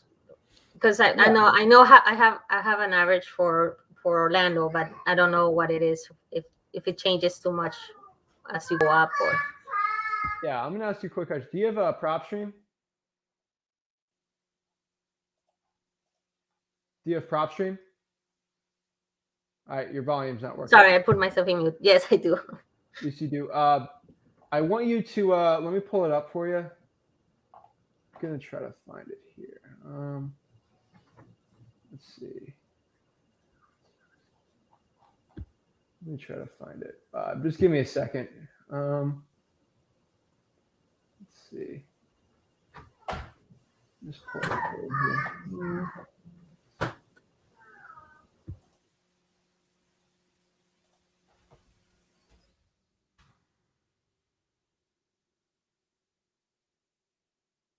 I'm trying to find the thing for you. Let's do Palm Beach County. Okay. Go here. It should be. Okay. Let me show you. So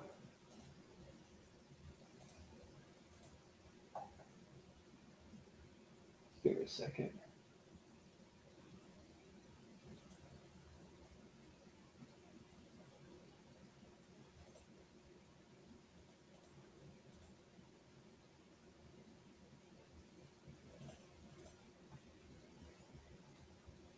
Well, I'm just trying to add it on my group here to show you. Let me go to my. See if it. Okay, I'll pop it up right here. So I'm on PropStream, listREI.com, and since you have it, I can show you it like this. This is a quick hack. So I just popped up Palm Beach County because I was looking at some deals in Jupiter and Jupiter, Florida. So that's kind of like south of me, but I'll show you. So I'm in it right now. Can you see it? Yes. Okay, so I'm gonna make it big for everyone. I'll zoom it in. Just give me a second here. All right, so we got this house. I mean, it's a nicer house. So like it's a good example house. Nothing like too crazy on there. So PropStream's pretty cool because it gives you basically it lets you search per market because every market for rehabbing is completely different. I learned that the hard way in wholesaling real estate, but every single one is completely different. So the cool part with PropStream is I've shown this to a lot of people. So can you see it? All right, cool. So all you got to do here is when you pop up a property, it's not like individual. It's individual. It's not like completely for everything. But you go here to rehab calculator. Do you see where it says tools right there? Basically, you click that. I saved this property already. So it'll bring me to Blue Hammer, which you probably have to pay like 15, 20 bucks a month. But with PropStream, you get it for free. Basically, pop it up here. So it gives you a little link here. So estimate new rehab costs. Let's call it project. It'll probably pop up. I don't know if I'm logged in or not. But so start here by searching the area. Which one should I do? I'm going to click project actions. We'll do there. So what kind of project do I want to do on this property? And that's when you got to decide. So let's pop it up and sort of see, right? Let's do search by popular projects, right? Let's say it needs bathrooms, ceilings. Let's just say I want to add flooring. That's all. Actually, it just needs a new kitchen. It's got a bad kitchen, right? It needs cabinets, cooktops. What kind of category? Let's just say we're going to do countertops, all right? Let's see. You want to add an island. We're gonna get real cute and fancy, right? We're gonna make it good. We don't want it crazy good. And we're just gonna call it kitchen, right? Add to estimate. And your estimate's done and got it closed. And then you can see it from there. And the number of line items. So it says the DIY for new kitchen. Depending on the project, if you're gonna remove the faucet, I mean, it'll give you the cost of everything here. Cut natural stone. Like if you're going all out on a new like a $200,000 house, you're probably going to put $12K into it. labor and the install cost. And really, you can do it by area too.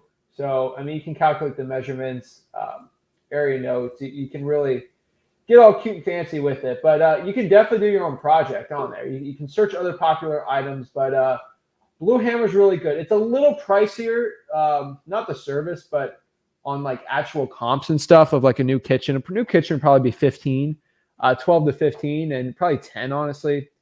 The DIY cost will probably be 13K. So it's pretty much on par. I would include, honestly, rehab, like the job cost on there. 21's a little excessive, but 12's pretty good. And it gives you a decent area on it. You put the island, you get all cute and fancy. So it's pretty good. I mean, we can clear this out and sort of show you.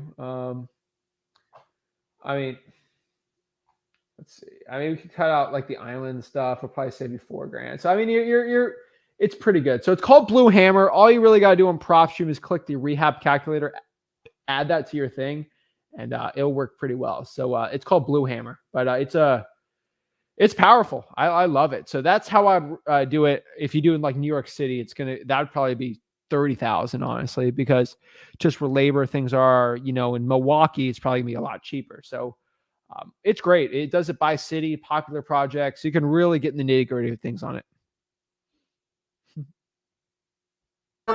Perfect. Thank you.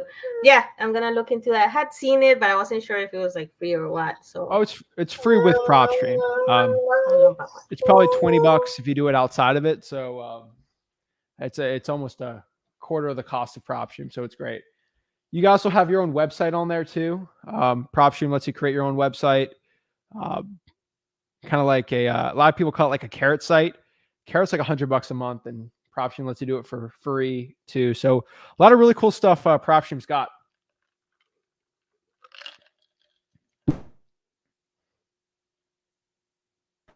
I think you're muted on here. Okay, perfect. Thank you. I appreciate it. I gotta let you go. This guy's not letting me talk anymore. No worries. I appreciate it. Any other questions, let me know. You can always hop on every week and let me know. I appreciate it. Have fun. Thank you. Yeah, guys, it's called Blue Hammer. It's a great one, guys. Hands down, I 100% recommend it. Let's see what questions we got.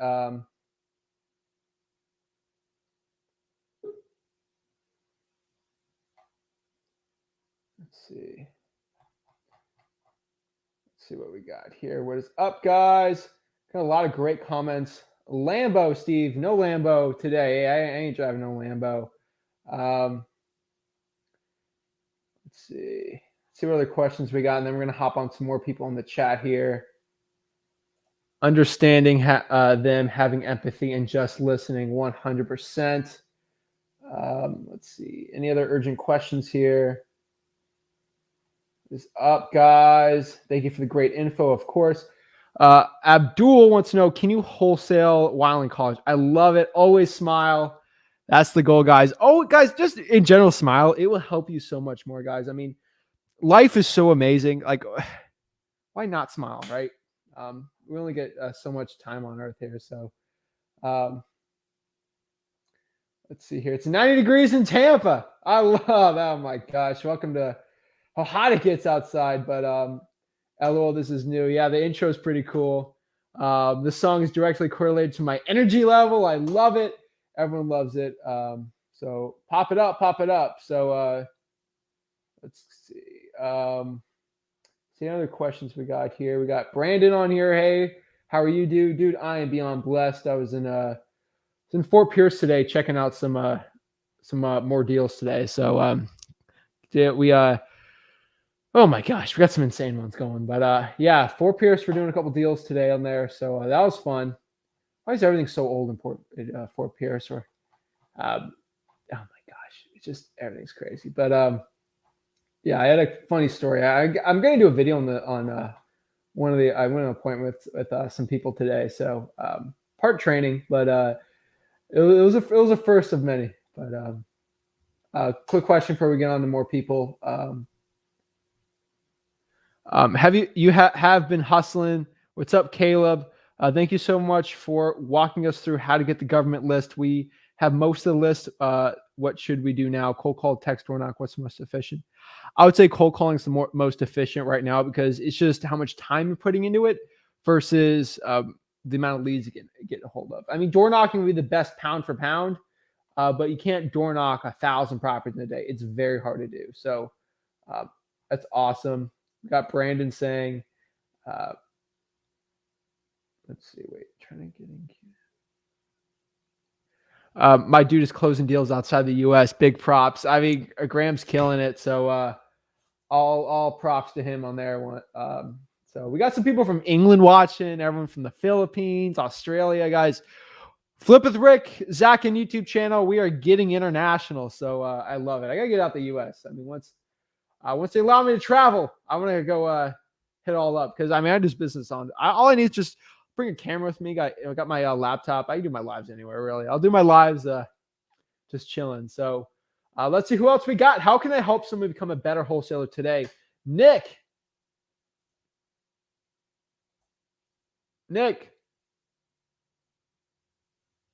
All right, Nick, if you want to hop on, just hop on. Sue? Hello, Sue. Can you hear me? I can hear you. Here I am. Sorry. How's it going? How are you doing today? I'm good. How are you? Every day above ground's an amazing day. It is. You're blessed. I know. I'm on the other side of the state. I'm in the Tampa area. Okay, awesome. So it's hot here. And I'm a newbie. I've been kind of doing a lot of research and all that good stuff. So I just have some questions. I know you did a lot of training yesterday on PropStream. And I coincidentally had just watched one your dad did on pulling lists, the high equity and the vacancy and stuff like that. So, but my question on that is, so the majority of those lists that you're pulling, they're not for sale, correct? No. We're just creating a list and trying to see if we can encourage them to sell it. Yes. So we're not trying to encourage someone. I think that's a big misconception starting out. There's people who want to sell, but they haven't listed it for sale. Those are the people we're trying to reach. We're not trying to tell someone you should sell your house. Are you interested in selling their house? And they say, yeah, I was thinking about it. I actually am looking to sell. That's who we're trying to get a hold of. Those are our perfect ones. And I remember starting out, I was hoping everyone I'd call would be motivated because they had motivations, but found out it's like 1% to 2% at most will say they want to sell their property. And that's pretty indicative of the population of the United States. 1% to 2% are looking to sell the property. If everyone's looking to sell the property, home values would be plummeting. So it's that's what I've seen. But no, we want to ask them if they're interested in selling. If someone's not, we're not here to coerce them into doing it.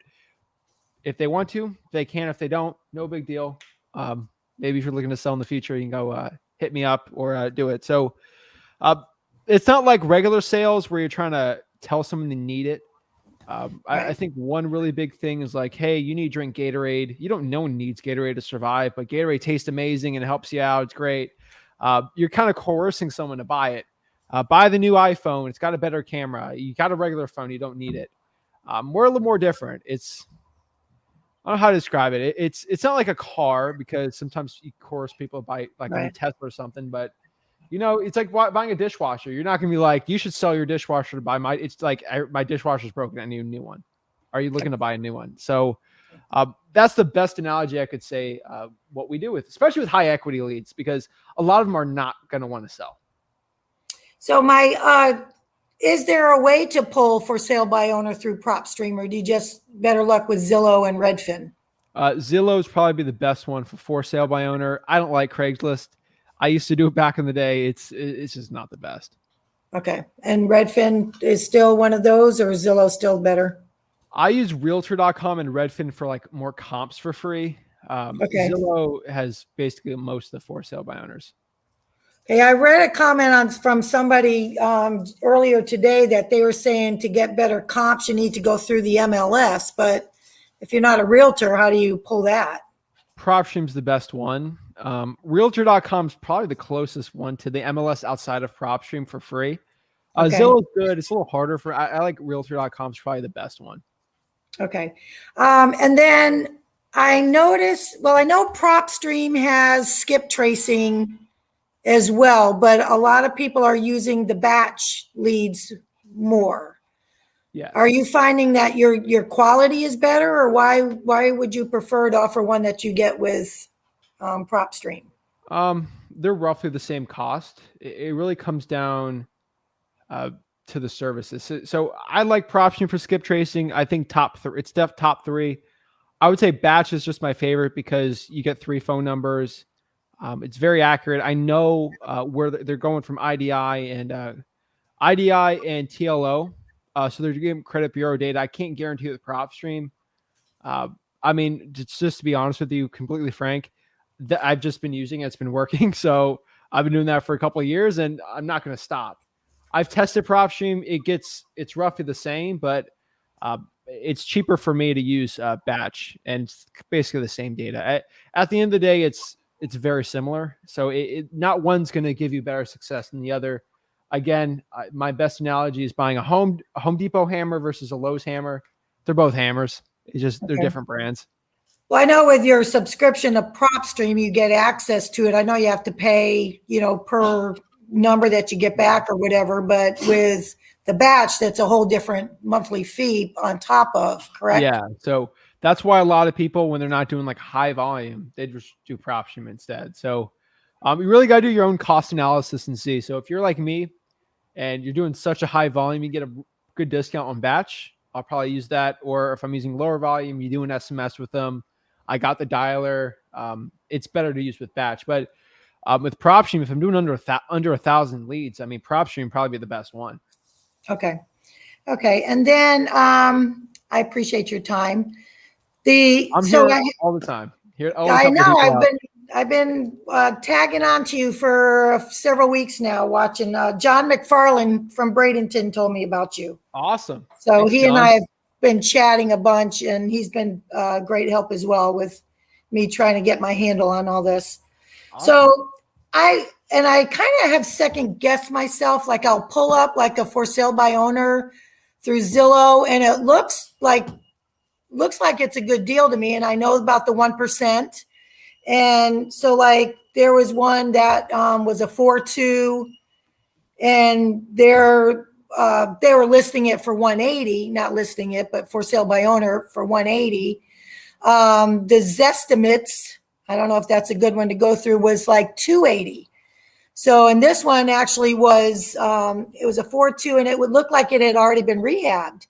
So, I kind of was looking at that, but second guess, it's not there anymore. So obviously it's gone. But I mean, how do I know if it's because now there's another one that's 150, but it looks like a total gut.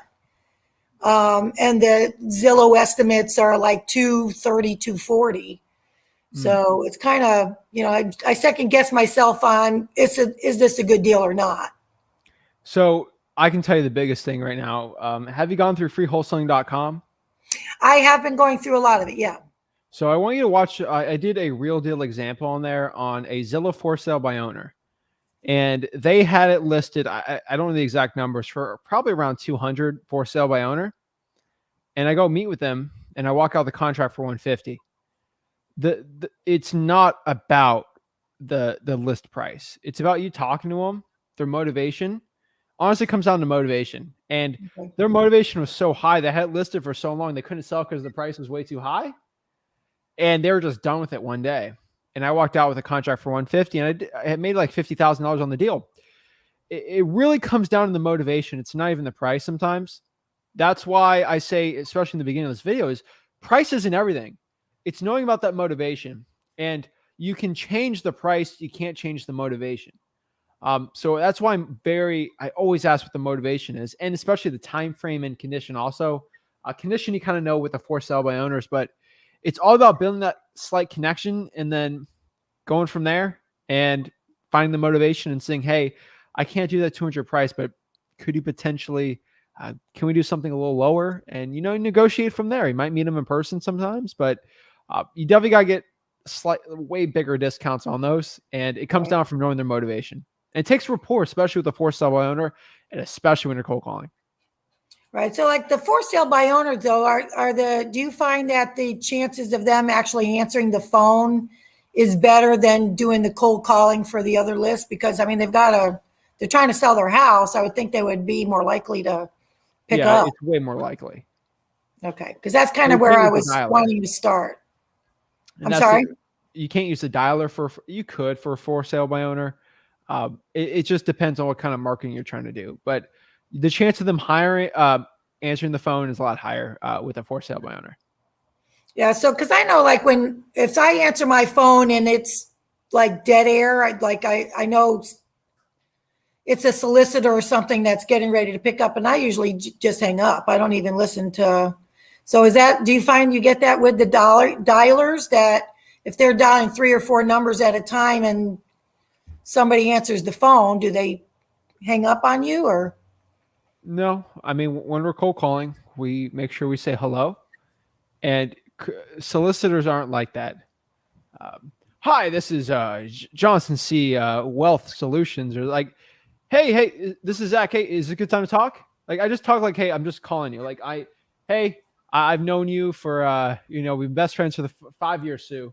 Hey, Sue, how's it going? Like, that's literally how I'll answer it. Like, Okay. I just know you. Just barge in there like, like we're neighbors or something. Right. Well, like if you have the auto dialer and it's calling multiple calls and you have multiple people answer, does that happen?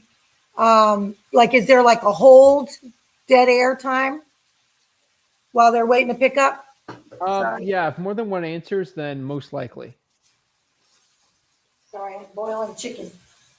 All right. Sorry about that. No worries. So that's just like I was thinking about, because like I said, if I answer the phone and there's like dead air and I know somebody's waiting to pick up my call, that it was like automatically dialed, I just hang up. I don't listen. So I was just wondering what to increase the call ratio to answers. It's how you answer it. You got to do it pretty quick. That's what I've seen. So just saying hello and hey, Sue, how's it going? Something like that with their first name, that will increase the chance of them just answering and talking.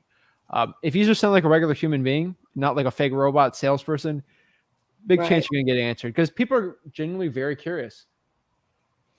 Okay. So just getting started, I guess, is my biggest thing. I've been doing a lot of research and I just haven't pulled the trigger. Like I said, I'll come up with some stuff. I've been really doing Zillow for sale by owners just to get myself started. Okay. With minimal income, minimal money to spend on marketing.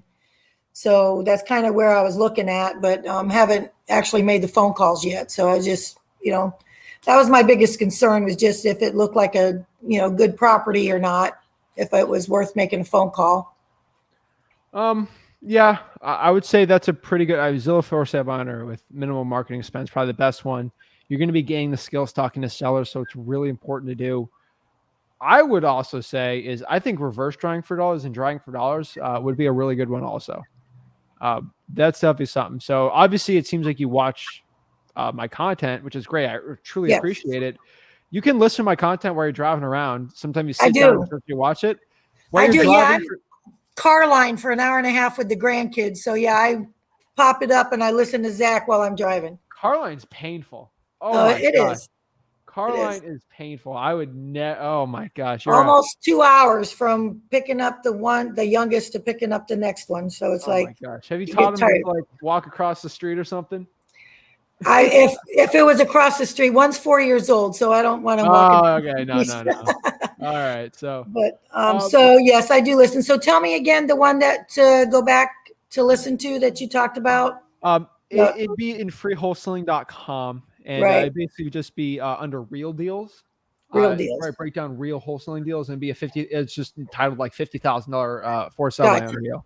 Yeah, I've watched you doing some of those. Yeah, and those are really good. I think those helped a lot of people out. So it's definitely a good one.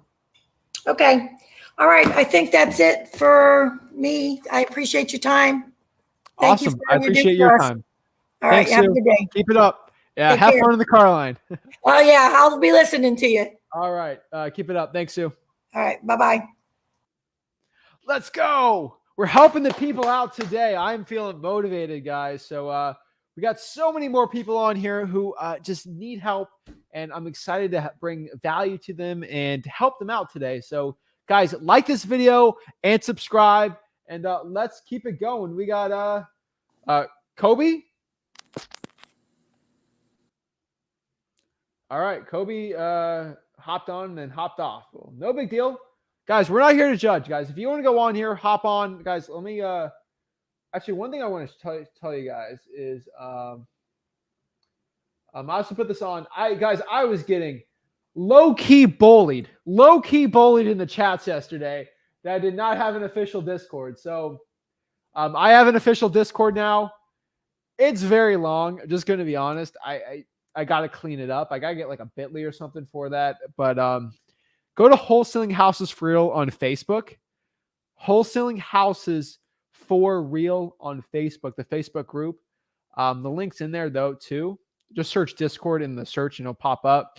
But that's the official Discord, and you guys can hop on. I answered one question. I got honestly, I got to go work out after this live, and I'll probably be on the treadmill, just like walking or something for like a couple miles, just stretching, getting a little sweat in, and then I'll probably go on the Discord, try to help the people out. Maybe hop on like a chat or something. It's way better than Clubhouse. But I'm telling you guys, that's the Discord. I've been told I have to do one, so I think it'd be pretty cool. So I'm a Twitch streamer now. I have a Discord. I don't know what's going on. Yeah, you guys, I have my default. I think it's hilarious. I have my default. What is it? I have my default one for. I have Discords for like my friends who play video games or something. And I got my default. I got Walter on there, so I got to change my face on there because I'm in a lot of Discords like finance stuff. So I got who do we got in the Discord today? We got 6 online. We got 57 people in there. Yeah, we got Walter on there. He's hilarious. I got the meme thing going on there, but yeah, that's my profile for anyone on there. And that's how Zachary on there got Walter the dog. So shout out to Walter, but I think it's hilarious. But yeah, I ain't put my real face on the Discord, but I'm just on so many. So hop on there. We can help the people out and appreciate it. Kamira says, do you have enough money to buy another home? I own like 4 right now. I mean, we're flipping like 3, but oh yeah. Mama Sue's making all the chicken for dinner. Oh yeah. She's setting her grandkids up to win in the future. Let's go. Let's see here. Hey, Zach, I've been looking to find the legal description for Bibb County. I've searched the property appraiser, but can't find it. Carlos, let's see here. Bibb property appraiser.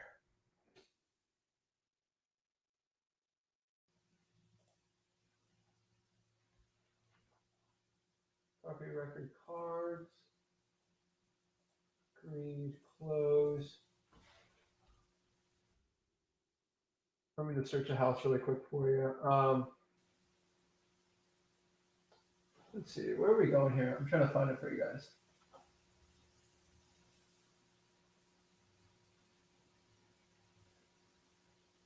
Yeah, it's on there. Let me pop it up. Hold on. Give me a second. Let me try to find the property appraiser for you here.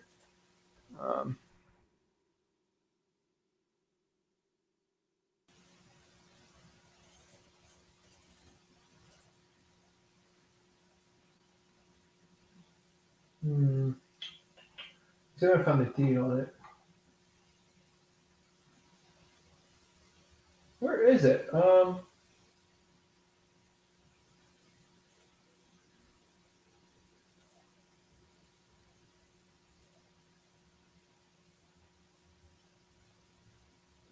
to find it. I would say legal description is sales by area. Okay. Legal description.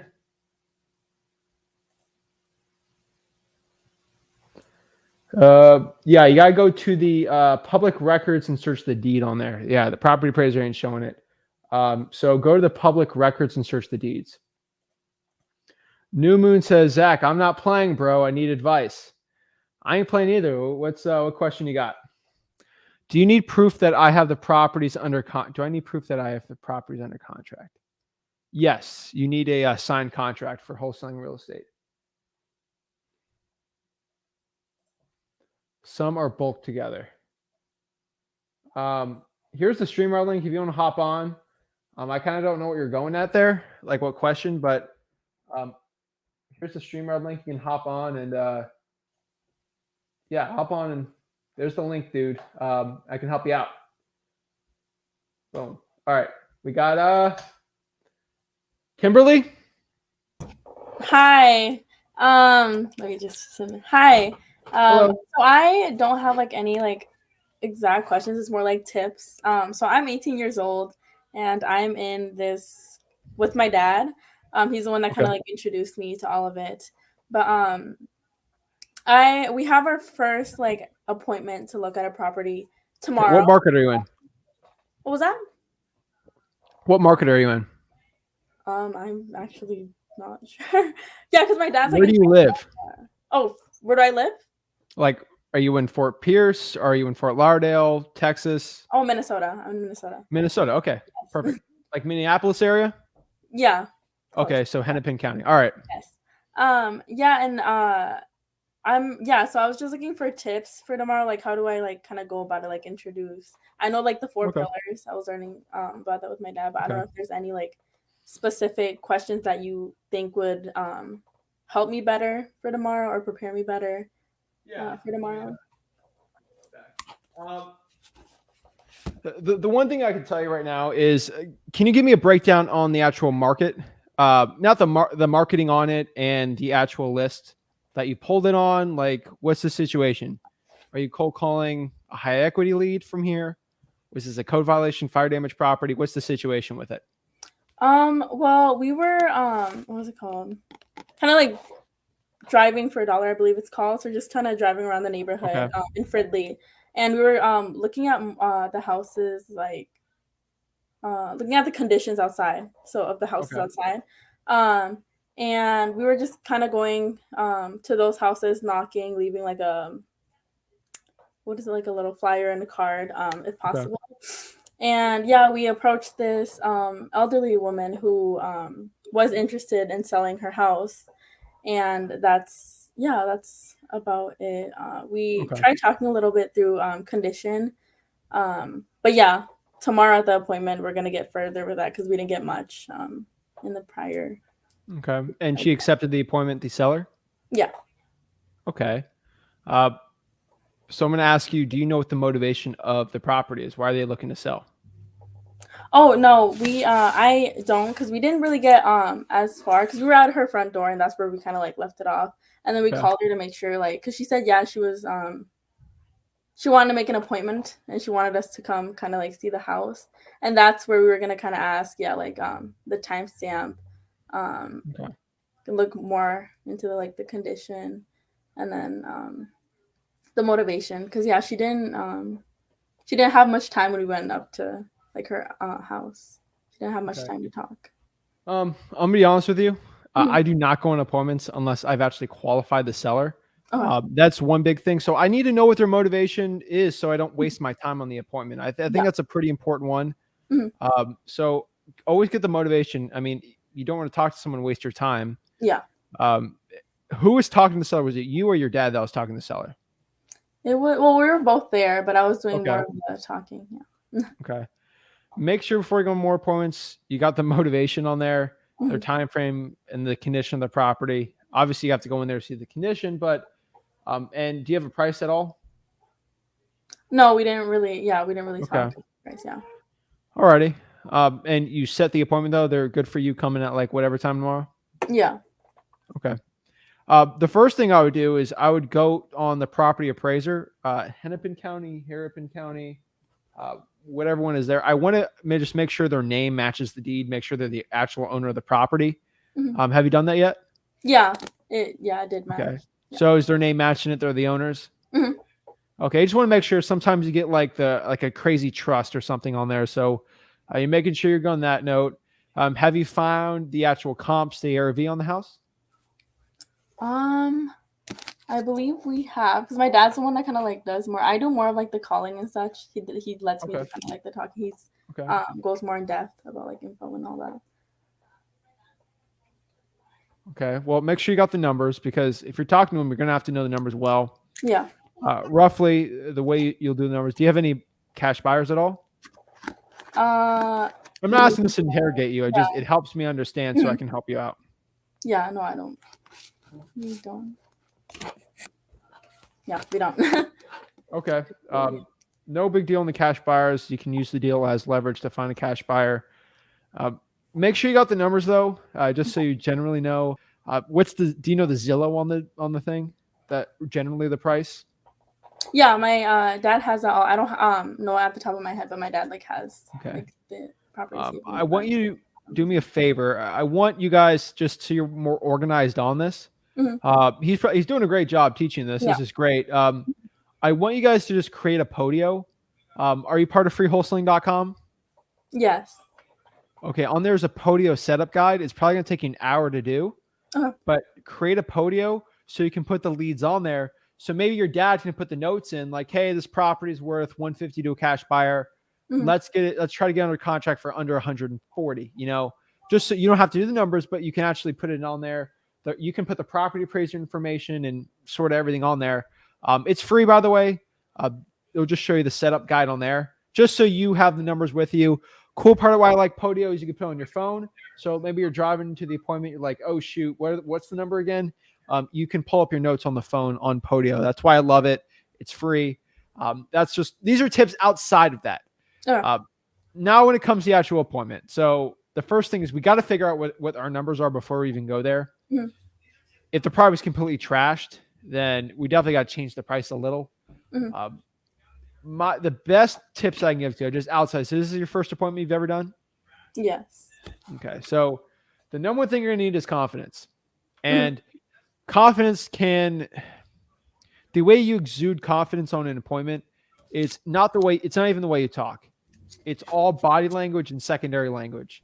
So when you're extremely confident when talking to someone, you're going to be looking them straight in the eye and with basically conviction. So the one thing you can do is sort of like my first appointment when I was 17. I had no idea about real estate, but I had not fake confidence or fake conviction, but you can know that you're actually going to help this person. So I want you to come into that appointment with the mindset in your mind that you can actually help the person out. And you have freewholesaling.com. You got me helping you. You got everyone around your corner. If you get under contract, there's a million people in Minneapolis. I know Juan Era's on here. He's in Minnesota. He can help you out. Just know in the back of your head, don't lie to yourself, but you can actually help the seller out. Do you understand that? Yeah. Okay, perfect. That's going to be the big one. I mean, you coming on here talking one-on-one, it takes a lot of confidence to go out here behind a camera and asking this. So definitely it's a lot easier than you actually going in person on a private meeting with this person. You and your dad are going to go together? Yes. Okay. Someone's probably going to have to do most of the talking and kind of take a little more command on the appointment. So you decide on there. But look at someone in the eye, talk to them, go through the 4 pillars, and really you're just going to have to walk through the property with them and hear their story. That's the biggest thing. That's why I like looking up the property appraiser. You can see how long they've owned the property and just ask them general questions about the property. Just as an 18-year-old, it's probably best to you ask them questions about the property so they sort of understand you know what you're doing. And this is stuff you don't even have to know about real estate, but go to the property appraiser and see there's a permit on the roof in like 2007. Hey, Mrs. Seller, or hey, hey, Mary, this roof looks a little older. I mean, what year was the roof? Even if you ask that, they'd be like, oh, she actually knows what she's talking about. Even though you pulled the permit, the roof's like 14, 15 years old. The biggest tip I give to you also is 80-20. You need them talking 80% of the time. You talking 20% of the time, and just actively asking them questions. That's definitely a big one. You just got to keep asking questions, active listening, find their motivation, see why they're interested in selling the property, seeing if you can provide an offer. I mean, that'd be a huge one I can tell you right now. It all comes down to you connecting with the seller and going out there and getting the deal done.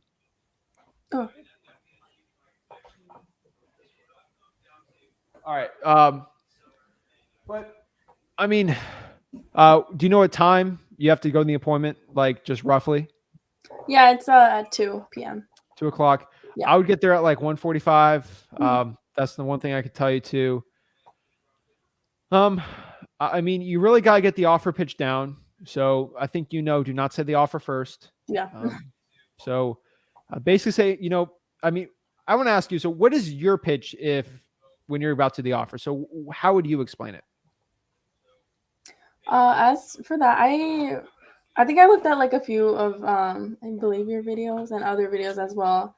And I was taught to like kind of like ask like, oh, like if you were to put like a rough number on it or like an estimate, what would you like, what number would it be? I think that's what I would say. I'm not sure if that's what you recommend. Go ask me. I'm the seller.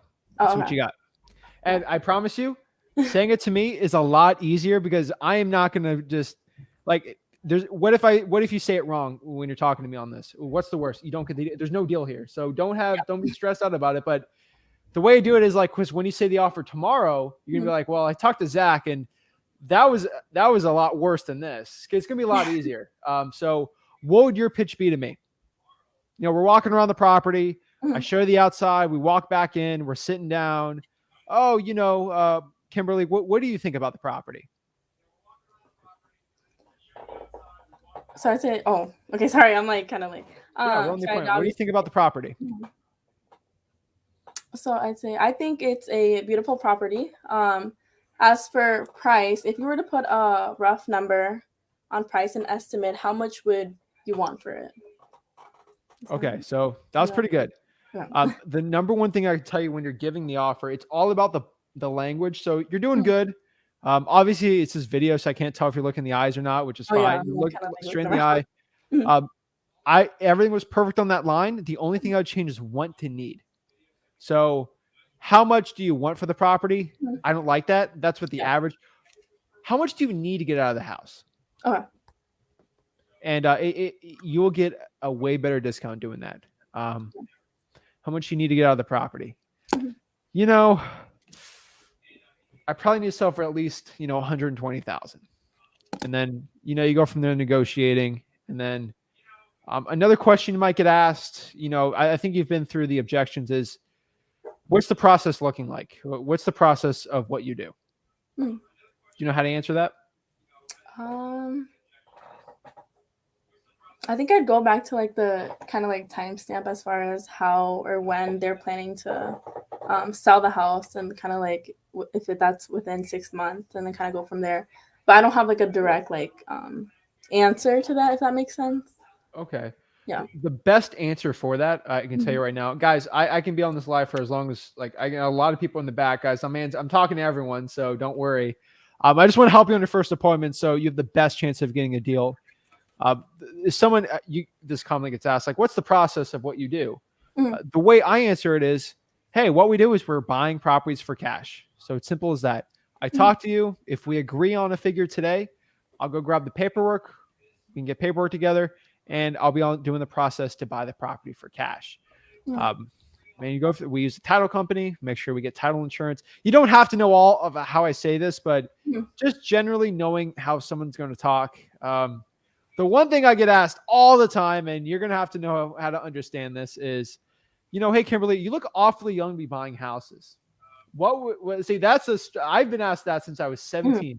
I'm going on 5 years of this question, and I probably got another 5 years of this question being asked to me. And the one answer you can always say is, will my age affect you selling the property or not? And they'll shut up very quick. Well, no, your age doesn't matter if you buy the property. If I have the funds to buy the property, will that affect the sale of the home or not? Money talks.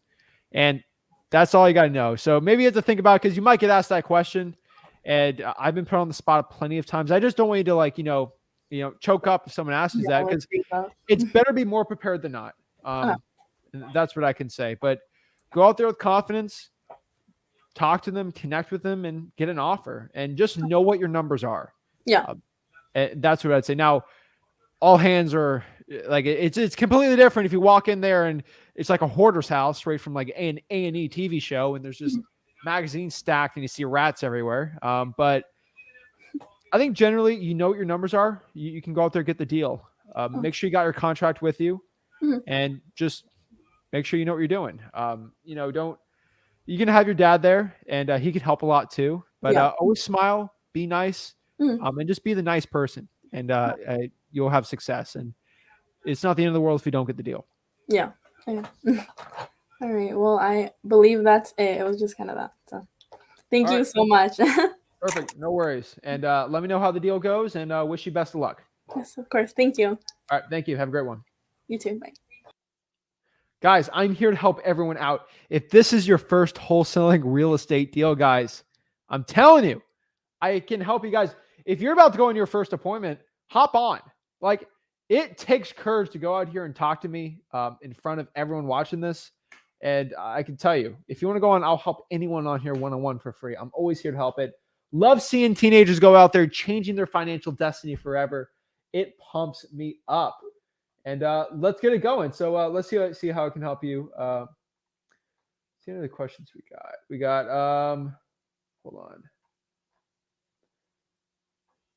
Let's see. Any quick questions we got about that? Good luck, Kimberly. That's awesome. What's up? How's it going, Thomas? How are you? Open-ended questions and never stop talking without asking something. My 2 cents. Juan's always got it. Let's go. So we got SoCal in the house.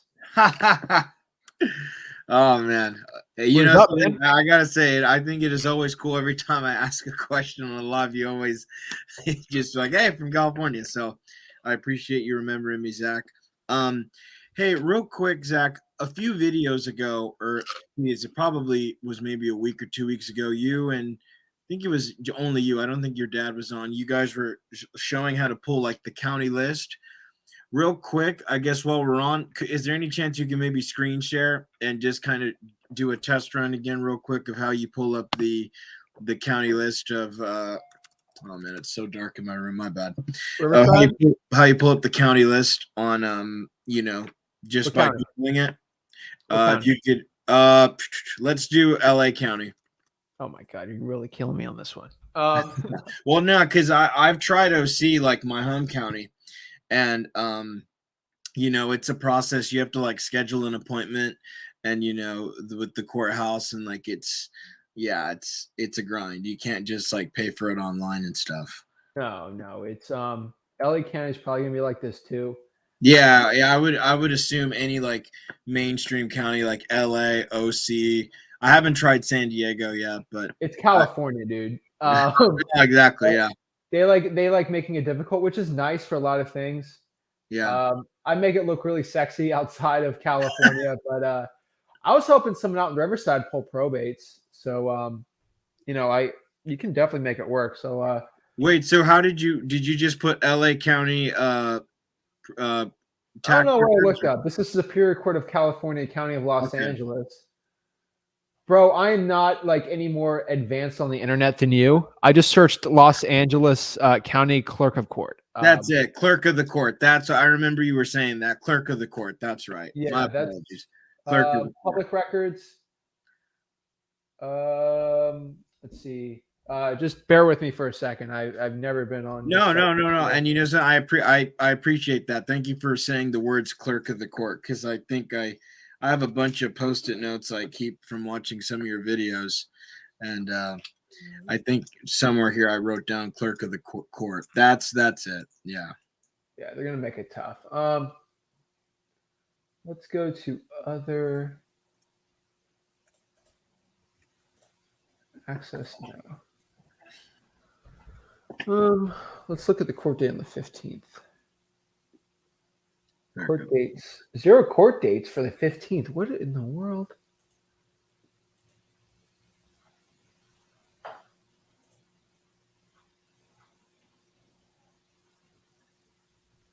Court is made verifying of court dates on a given date.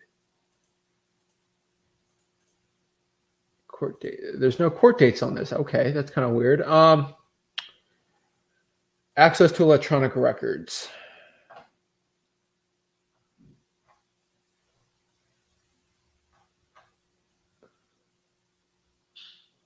Yeah, I'm gonna have to request it from California. Yeah. Let's look at. Let me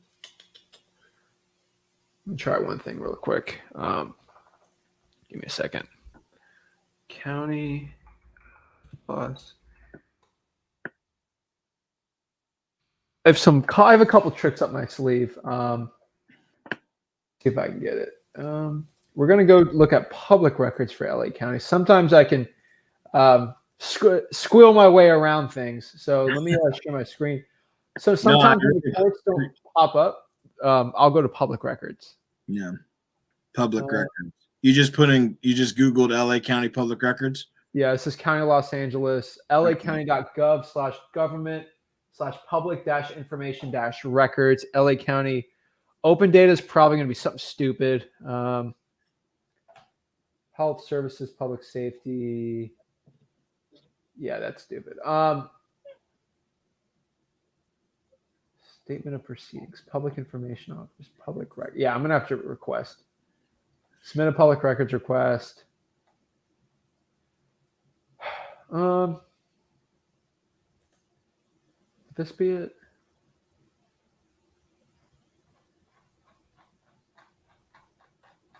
No.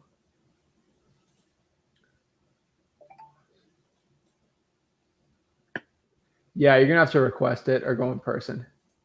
Okay. Yeah, they're all directing me to go pull it online. Pull a request.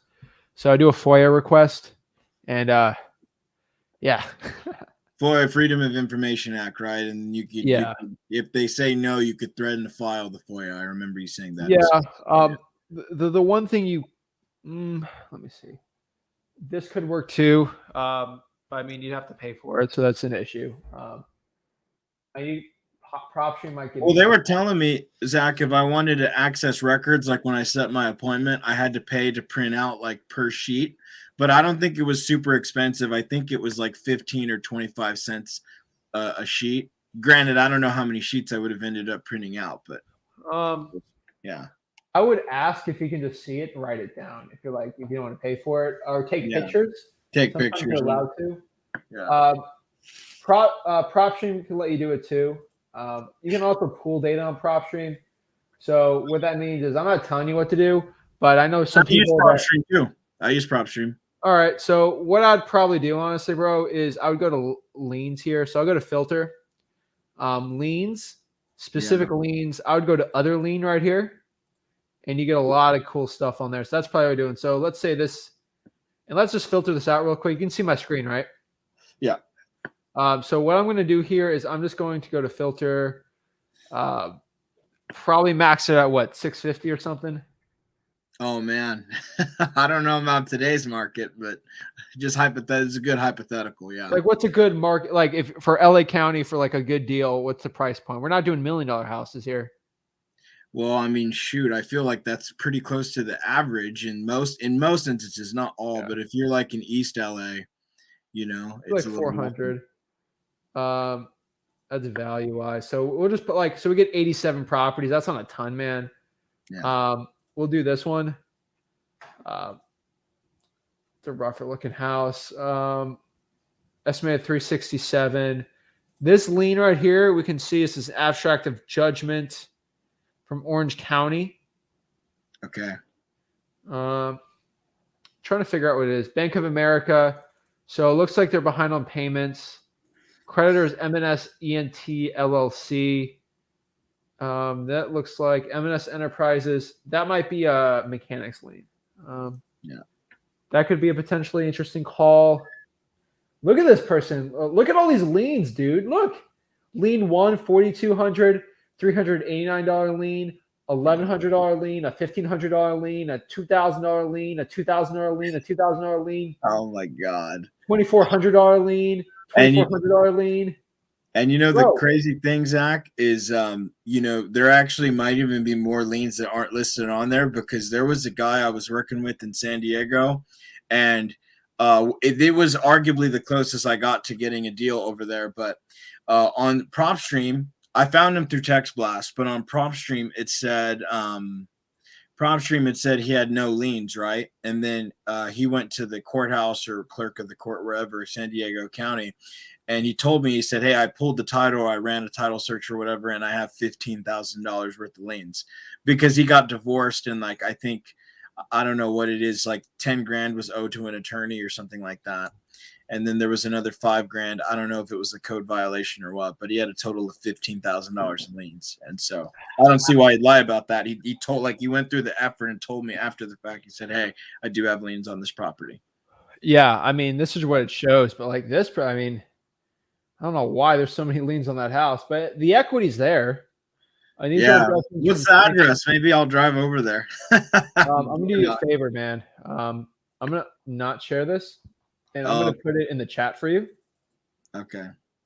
Because, bro, you always are you're watching the content, so I'm going to help you out. No, man, and you're dropping, you know, the complimentary knowledge, man. I copy that real quick. And wait, I didn't. Go to the private chat on StreamYard. Okay. Okay. Got it. And then get working on that, man. Perfect. Hey, so another thing. So I don't have an official contract yet, but I have a guy who is essentially pretty interested. And I've already talked to a title company and everything. This one's out of state. It's in Corpus.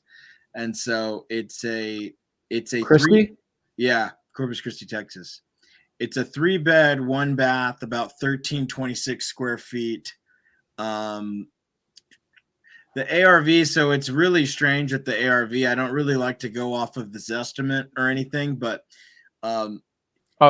Texas, no, it's non-disclosure. It won't even. It is, and I feel like it's harder to do deals there because it's non-disclosure. Easier to do deals. Really? Oh yeah, man. I mean, less competition, less people want to go in there, and then you get a better arbitrage on prices because maybe you know the price, maybe a seller doesn't, or they don't really care too much. Because a lot of sellers, they just want the Zillow price. And that's it. Well, he's asking, so the Zestimate on this home is about 130.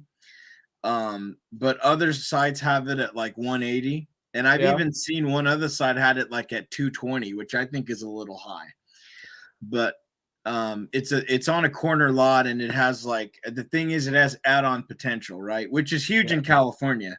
That's what a lot of the investors, the cash buyers, look for in California. Anything that has add-on potential, because you want to maximize your rents. And so so I went ahead, I had the interior, I got pictures of the interior, and you know the 3 categories, like easy, needs work, wow, this is bad. So he's on the wow, this is bad. Like, it's probably a minimum, my guess is probably a 40 grand rehab. Wow. And so the ARV, I mean, he was telling me his neighbors sold their house for like 160, 170. And, you know, I mean, I don't think really any of those homes go above 200,000. Maybe they can. I don't know. I'm thinking, you know, maybe the add-on potential in the back, like I guess detached garage, if the county or the city approves it, maybe it could hypothetically be upwards of that. But he's asking for 90. And, you know, he's ready to go. Like, he's been calling me, like, saying, hey, when are you going to send me the contract? Because I'm like trying to run numbers and like see. And I mean, granted, I kind of want to lock it up and just throw a Hail Mary, see if I can find somebody to come in at 95, maybe. You know, lock it up. Here's the one thing: if someone wants too much, just say, hey, what are some comparables that support that? None, right? Yeah. They might get a crazy thing listed, and it's like, well, your property's not renovated, and that one is. So why are you coming at that number? That's the advantage you have in non-disclosure states. Corpus Christi is pretty big, so I would go on Facebook and find a good buyer, good wholesale in that area, and then get it locked up and JV with them. JV, yeah. Well, I know some real estate agents in that area too, so yeah, I could probably see if any of them have a buyer. But I was just thinking, I couldn't imagine a distressed home selling for 100,000 in Corpus. I don't know. It just doesn't like over 100,000, maybe. You know, I just wholesaled. We wholesaled the deal. We got on a contract for 40, sold it for like 65. In Corpus? No, in like Florida, and the average price is like 280 in the county. In Port St. Lucie? St. Lucie County, yeah. Okay. So it's like it doesn't matter. Like it's all in your head, like what you can do or not. Yeah. There's properties, it's an average. So yeah, I mean, you got rougher properties that need to average out the $5 million houses on the water in Corpus Christi on the Gulf. So those homes are probably like nowadays, I think they're probably like 500 G's plus, like on the island or on the bay there, probably 500,000 plus. I don't know. Is it like that? Huh?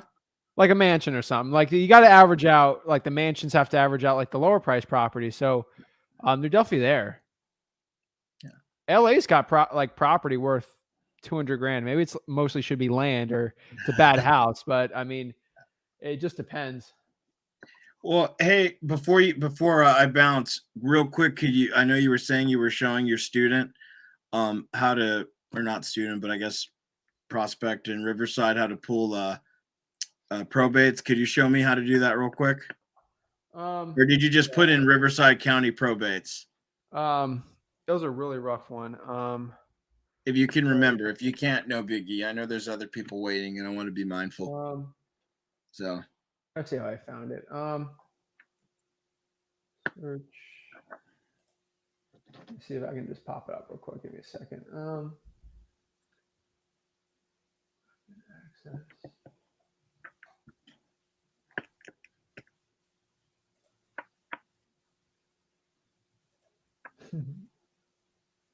I gotta have a login. Let's go back to home here.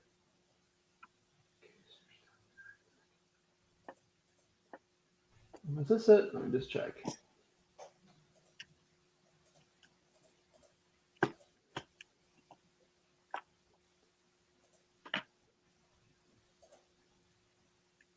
Oh, wait.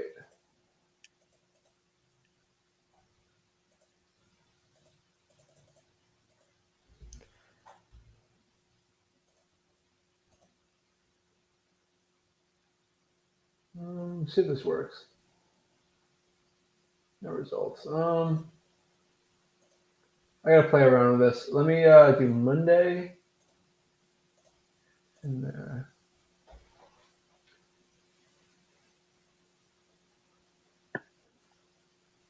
No results found.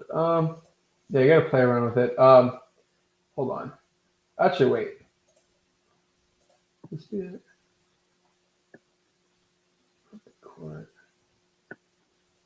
Oh, snap. Oh, man. Oh, snap. I got it. All right, cool. I just need a second. It's been a while. Basically, what he did, I forgot. I had to create my own login. I still have the information on my Google Save My Password. So basically what I did on here, if you can watch, give me a second here, is I basically went in. You can see I'm logged in here. Free account. I'm at the Superior Court of California, Riverside. This is, you're not supposed to do this, but I did it because, that's what I do. I found a backdoor since they won't let you. But what you do is you go to calendar search. So back to home here. Yeah. Obviously, you have to pay for the names, case number. You need the case number, right? Document access, you're going to pay $50 per document, which is insane. So all I did is go to calendar. This is very manual and annoying, but you're going to have to. I went by case type. You can do all this. Small claim. So I went to probate, choose the courthouse. I did Palm Springs, and I went by the calendar docket. All right. And then you just go through here. So as you can see here, deceased estate. Do you see this? Mm-hmm. Manuel Velasquez for probate of testimony opposing Joseph. So Manuel Vasquez is the owner. PR is Joseph Vasquez, and you're going to have to go to the property appraiser and look it up from there. Obviously, they want you to pay $50 just to see that. That is a way around it. You got to look at the court docket. $50 for just that one docket? No, you have to pay. It's free. Oh, if you search for probates. Okay, then what's so you go back to home. So we're at Riverside County, right? Yeah. If I want to search for access to the document, right? Yeah. What is it? It's $1 per page for the first 5 pages. Oh, it's a cap of per document. So I guess you pay $50 for it. All you got to do is you just go to calendar. You only get for 7 days. Okay. And click calendars right here, and you can look at the what's on the calendar and the title. You kind of do it from there. Okay. So this is recorded. You can go back here and look. So I basically did Palm Springs. So you can see here, he passed away. This is the PR, and this is basically in Palm Springs. So in Riverside County. And then you can just do like Hemet, Corona, California. Oh, nice. Okay. Yeah. No, that's super. Temecula. Yeah. Wine country. Yeah. Yeah. And you got to do it by, you got to go by every date or something. Like it's very manual, but they probably, someone do, someone pop up and don't, but you only got 7 days. So let's see if we find for Hemet. No, Hemet's probably not going to, they probably have 1 day per week. I don't want to get through all of it, but we'll try Thursday and then see. No, I really appreciate you showing me this. Because sometimes one courthouse will do the whole county and you got to figure it out. I don't think Hemet's doing probate, but that's how I figured out probate for Riverside. No, and all you guys are my students, so I'll help anyone like pull the list. I don't really care, but yeah, that's how you do it. No, nice. Well, hey, I really appreciate the help there, Zach. Yeah, well, I'll let you get going, I guess, to assist others. Yeah. Thank you so much, man. Always good to see you, and appreciate the complimentary assistance. Keep it up, bro. Appreciate it. Oh, guys, I'm always here to help. So let's get it, guys. Let's get some water, guys, and keep it up, guys. Guys, if you want me on here, if you guys want me to keep going. Water spilled there a little bit, but nothing too bad. Guys, if you want me to keep going, I'm going to look at the likes really quick on the 2 videos. So I need one thing. I'm going to need, we're at 40 likes on Flip with Rick YouTube channel and on the Zach Ginn channel, guys. So on combined, we have about 45 likes on the video. I need the like to go to 50 before we keep going. That's the one thing I need, guys. I need the subscriber, not the subscriber rate. I need the like rate to go up because I'm trying to help the people out. So help me out here, guys. Let's bring the likes up on this video. And I'll just keep going, guys. If you keep liking the video, I'm going to keep going. Like, I ain't going to stop. We'll make this 15. We'll make a 15-hour cold call, 15-hour live if you need me to do. If we keep the likes up, all right? So keep it up. Let's see what we got here. So, oh, no, we didn't really spill anything. All right, we're good. A little bit, but nothing too bad. Phil. Yo, what's up, man? How you doing, Zach? I'm amazing, man. How are you doing? I'm doing killer, man. Just been cold calling, knocking off phones, and doing let's see, Tyler Austin's Sensei Flow. Using RAI Sift. It's been getting some good leads from that. So cool. I actually got a deal locked up with my my wife's stepdad. So in pretty close by in a town near here, so it should be closing the end of this month, so that should be pretty good there. So just kind of telling a little bit about wins, but yeah, it's been going pretty good, and just getting some leads in, and because I'm just kind of like learning like just some advice. We're going to the holidays to my work right now, and the hours I'm going to be working till probably 6 p.m. So it's gonna be kind of hard, cold calling after 6. So I'll probably be getting home 6:30. So I only have an hour of cold calling. Ideally, I don't like cold calling after 8. Just like most people, they just, it's kind of, you're not going to get very many people answering. And first off, and also they'd be like, why are you calling me this late? I'm off on Mondays, so I can call good bit on Mondays, but it's kind of one of those things. It's I call Monday and I set an appointment, and I'm going out to people's homes and going in the wintertime and going to people's homes after 6:30 on an appointment. And it's dark. And also most of the houses I'm trying to target are vacant. So it's one of those things that's kind of, going to vacant homes after dark is kind of hard. Cold calling gets a little tougher. Yep. After 8, that's why I say 2 to 7 is kind of my time. Yeah. So my biggest thing, I was kind of curious. There's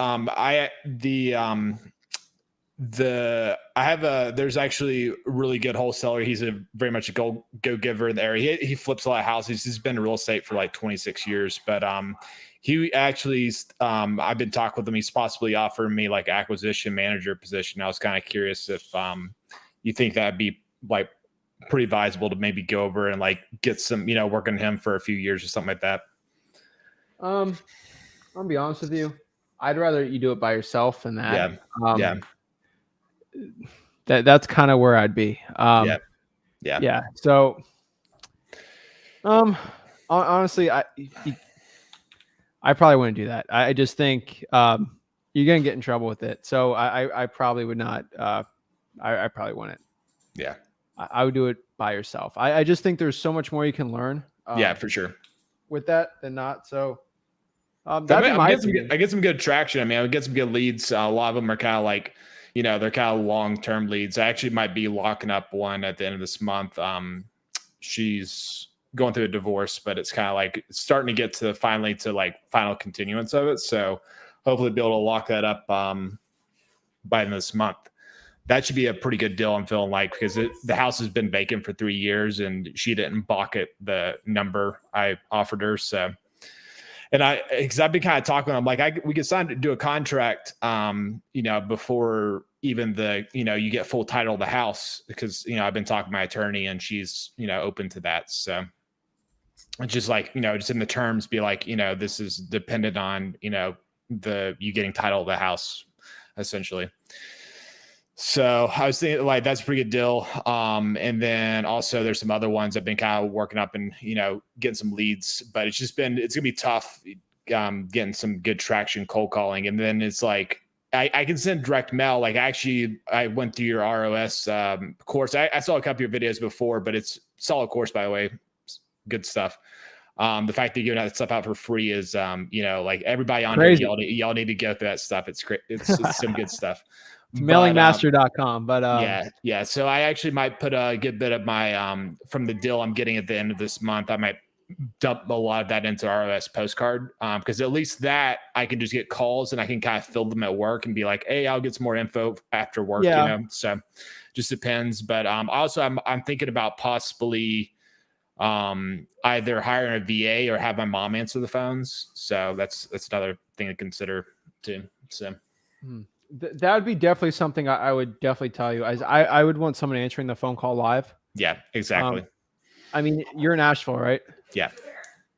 For Asheville, I would just make sure, honestly, that direct mail is working in that market. Some markets, most markets, direct mail does work. Oh, it definitely works. I mean, I've tested some. I've done some like handwritten ones, and I've gotten some good response rates. I've gotten like, I think one of my campaigns, it was like 300 letters, but I got like just from a driving for dollars leads, I got about 6% response rate. So, which that's wasn't pretty bad. good. Yeah. I'd test it out and try to see. Yeah. I would have at least maybe your wife or just somebody who can speak English. Yeah. Answer it. And it'll just bring that connection, because that first impression is everything. For sure. With the direct mail. So that's definitely something I'd get going on it. Cool. Awesome. I was just curious, but good stuff on here. I just want to say, like everything, all the value you bring to everybody here is it's amazing. The fact that you're doing all this for free. So I appreciate it, man. And you're helping the people out. You got a microphone and you got a parrot, or oh yeah, it's a green cheek conure. I don't know what that is, but it's cute. I love it. What's the bird got a name? Her name's Missy. Missy, I love it. And then.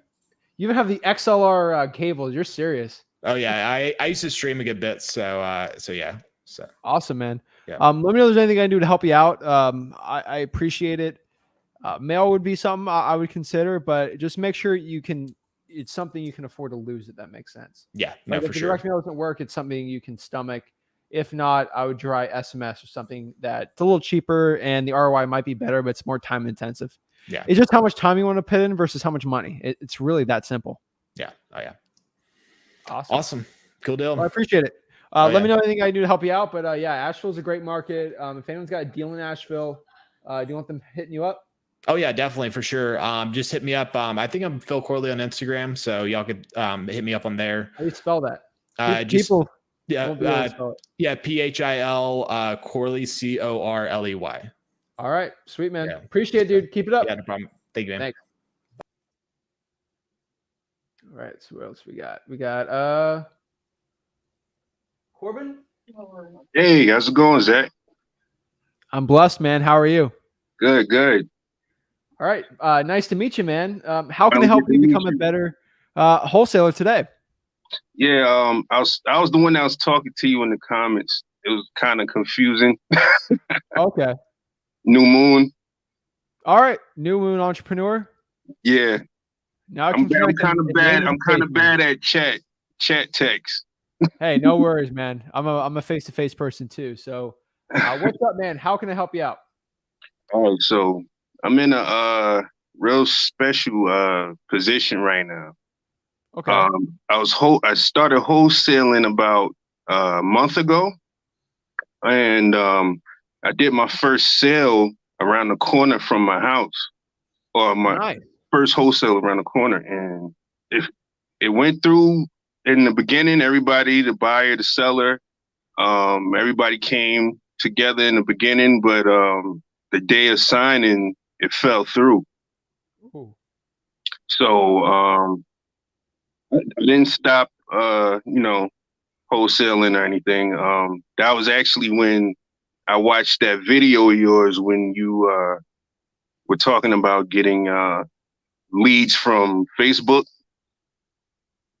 And I put a post in about 20 different groups. Wow. Wholesaling groups. Yeah. And so like right now, my messages, my email is blowing up. My Facebook is blowing up, and it's crazy. But what I really got on to ask you is, I have some government dispos handed to me, already under contract, and like I wanted to know, because right now I've been contacting hedge funds, and I wanted to know like how should I go about talking to them, like to get them interested and get more information out of them so I can know which dispos I have, because I get about 180 a month. Nice. Yeah. Wow. Okay. So talking to hedge funds, I mean, I haven't done I'm not going to be the person that says I've done 50 million hedge fund deals, mostly through JVs. In my market, I don't get too many. There's some markets, yes, but hedge funds, you're definitely going to find the right one. They're kind of like regular cash buyers. They have to understand wholesaling real estate. They have to be comfortable with assignment of contracts. They have to be comfortable with your title company. And they have to be comfortable with you making $1 million on an assignment fee. So an example I always say is, hey, your name's Corbin, right? Yep. Hey, Corbin, because let's say you're the hedge fund. Mm-hmm. You're buying this property for $200,000. That's the price. You agree to buy it, your hedge fund. Would you be okay if I put the property under contract for $1 and I made $199,000? Would that be something you'd be comfortable with if you bought it for that $200,000? No. No? Okay, fine. On the next one, I'm sorry. I do this for profit. We're selling the contract. And if you're not willing to buy the contract for $200,000, knowing I could potentially be making all of that in profit, then we can't do a deal. The reason why is obviously I'm not going to make $199,000 assignment, but let's say here's the truth. You're going to do more and more wholesaling deals, and your $15,000 deals, you're going to hit some like $40,000, $50,000, $60,000 deals. You're going to get better and better at it every single year, every single month. You're going to hit like a $70,000 deal. And this one right here actually is what, like $400K, because it's 38 properties, and the contract is for $2.5 million. Woo! This is literally my second wholesale deal. Wow. This is literally like my second wholesale deal I ever did in my life. Wow. My first deal was for $6,000.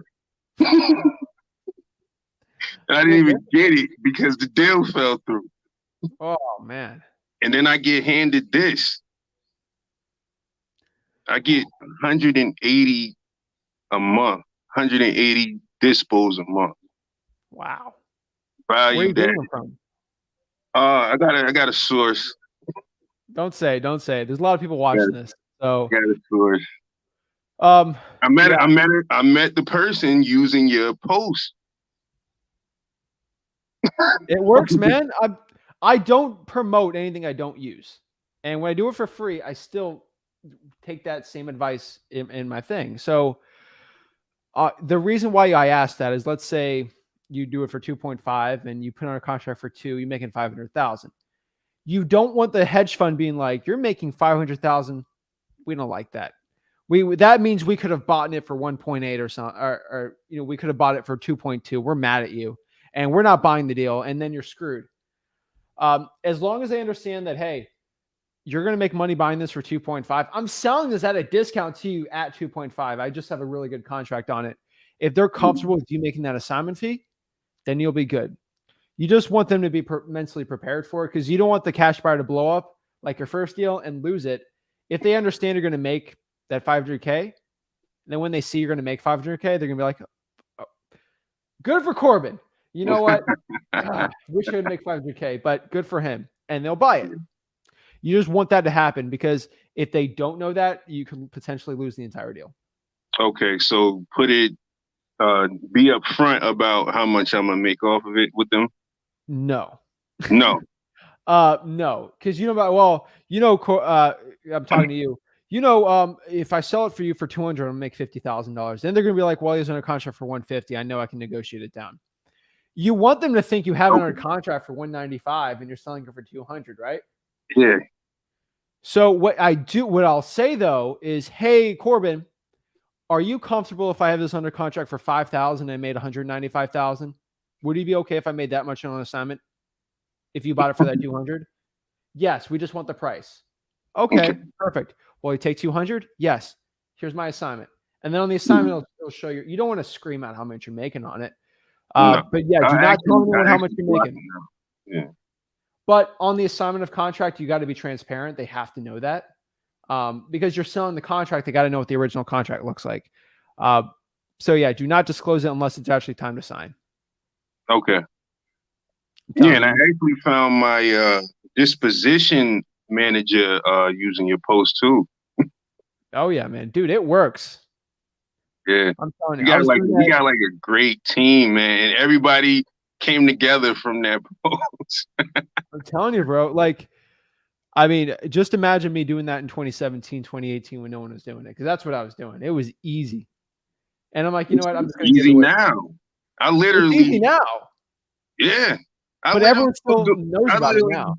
Like I'm still getting emails from a post that I did 2 weeks ago.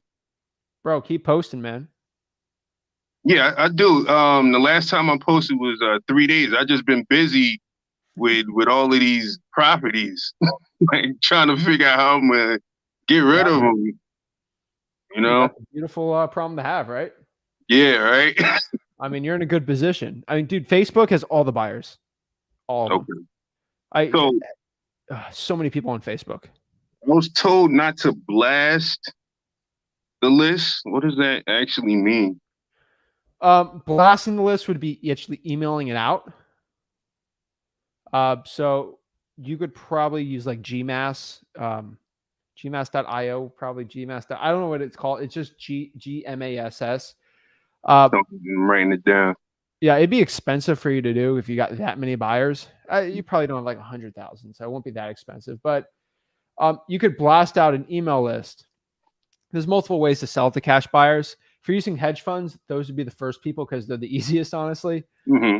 But you can blast the list out. I mean, I don't know why someone's telling you not to, but once you get it under contract or you got the dispo for you, you just want to make sure that, okay, I don't want to get too much in it because I don't want anyone stealing your stuff, but on your dispo, you're pretty safe on it. So let's say if I just don't want anyone stealing the deal around you. So you shouldn't. Okay. What I mean by that, let's say I'll show nobody you. knows where it's at. Okay. What I mean by, all right, I got my buddy right here and he's sending me deals in Pittsburgh and he knows I can sell the deal. He says it's 1123 Main Street. I get a JV agreement saying we agreed to split it, and then and then I'm protected. Because if I go out and email my list of 123 Main Street, another wholesaler would be like 123 Main Street. I think Johnston over here has it, and then I go with him, then I get screwed on the deal. As long as you're protected, I don't want anyone stealing your deal, man. I appreciate that. But as long as you're good on it, like if someone tries to skirt around it, I just be careful, man. I got an options agreement on the contract. Okay. So it's my name, my partner's name, and the two people who handed over the property to me. Yeah. So the main issue with people getting screwed out of like their wholesaling deals is because they're not vetting the cash buyer enough or right. If they don't have proof of funds, then I'm not even going to blast it out. And a lot of people have 10,000 people on their cash buyers list, but they don't ask for proof of funds, and it's not a good list. You got other wholesalers on your email list. You got to get proof of funds showing they actually have the funds to close on the property. Okay. Actually, that's definitely, you just brought up something that I wanted to get to. Yeah, man. So I made like my disposition manager made a script. Okay. And these are the questions that we're gonna ask the hedge fund owner or whoever. But one of the questions are, what markets do you buy in? How large are your funds, which we just talked about? And how soon are you usually able to close? What's the best email for us to send the information to you? And that's it. Yeah. That's pretty good. I would say, have you worked with wholesalers before? And are you comfortable with assignment of contracts? I would add those in too.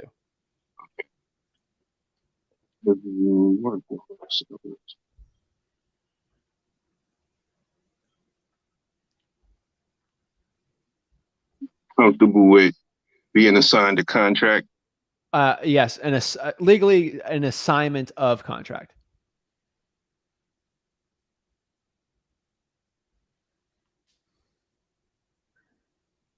It's like literally, like this is literally my second wholesale deal, and it's like it went from awesome. The house down the street to a whole nother state.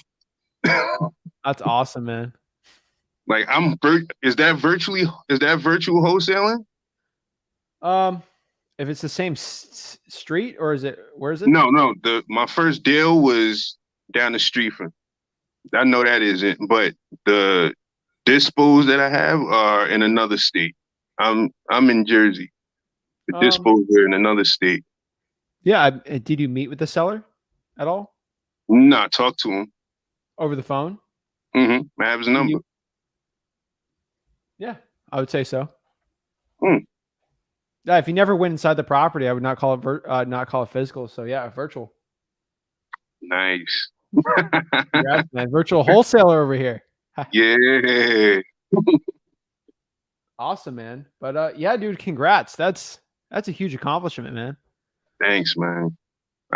It's been a long, rough road, but we're pulling together. Yeah, man. I mean, dude, huge congrats on that. Is there anything else I can help you out with, man? Because that's amazing. I'm gonna definitely be on your lives a lot more. Just every Thursday, man. All right. So if I got any questions, then I definitely be on. I ain't leaving, so I'll always be here to help out. All right, man. Appreciate it. All right, thanks, Corbin. I appreciate it, man. All right, let me know any other questions you got. I'm always here to help. Boom, boom, boom, boom. Cole says, "Don't count the money till it's in your hand." I agree on that. Let's see.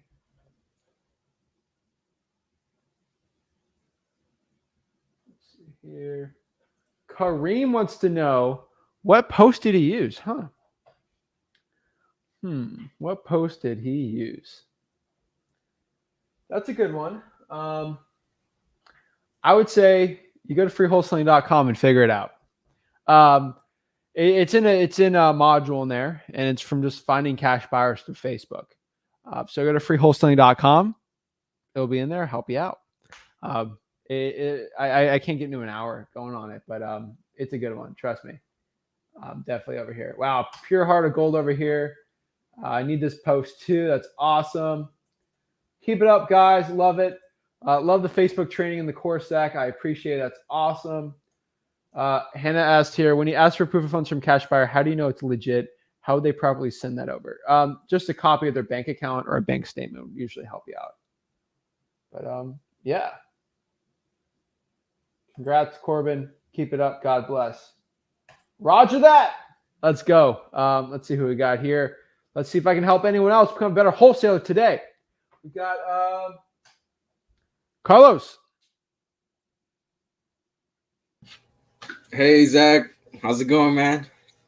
Every day above ground's an amazing day, man. How are you? Is audio all right? Yeah, it's pretty good. It's a little choppy, but it's fine, man. You're good. All right. Yeah, so I was just asking about the legal description. Like, is it the one that starts like beginning on the south, blah, blah, blah? Yep. Oh, that does work? Yep. All right. It's and like I have something. It's long and annoying, yeah. Yeah. Another question is, like, I was looking for an attorney. I cold called like a couple spots, but they all had like bad reviews on Google, or like they were like, oh, they're not friendly, or like they just weren't really knowledgeable about wholesaling. Okay, you're in Macon? Yeah. Okay, so what I would do is find other wholesalers in Macon. There's a lot, and find out what attorneys they're using. No, yeah, that's why. That's why I brought it up. Just in case anybody in here has an attorney that they've been using. Could I share my email so like they could like email me?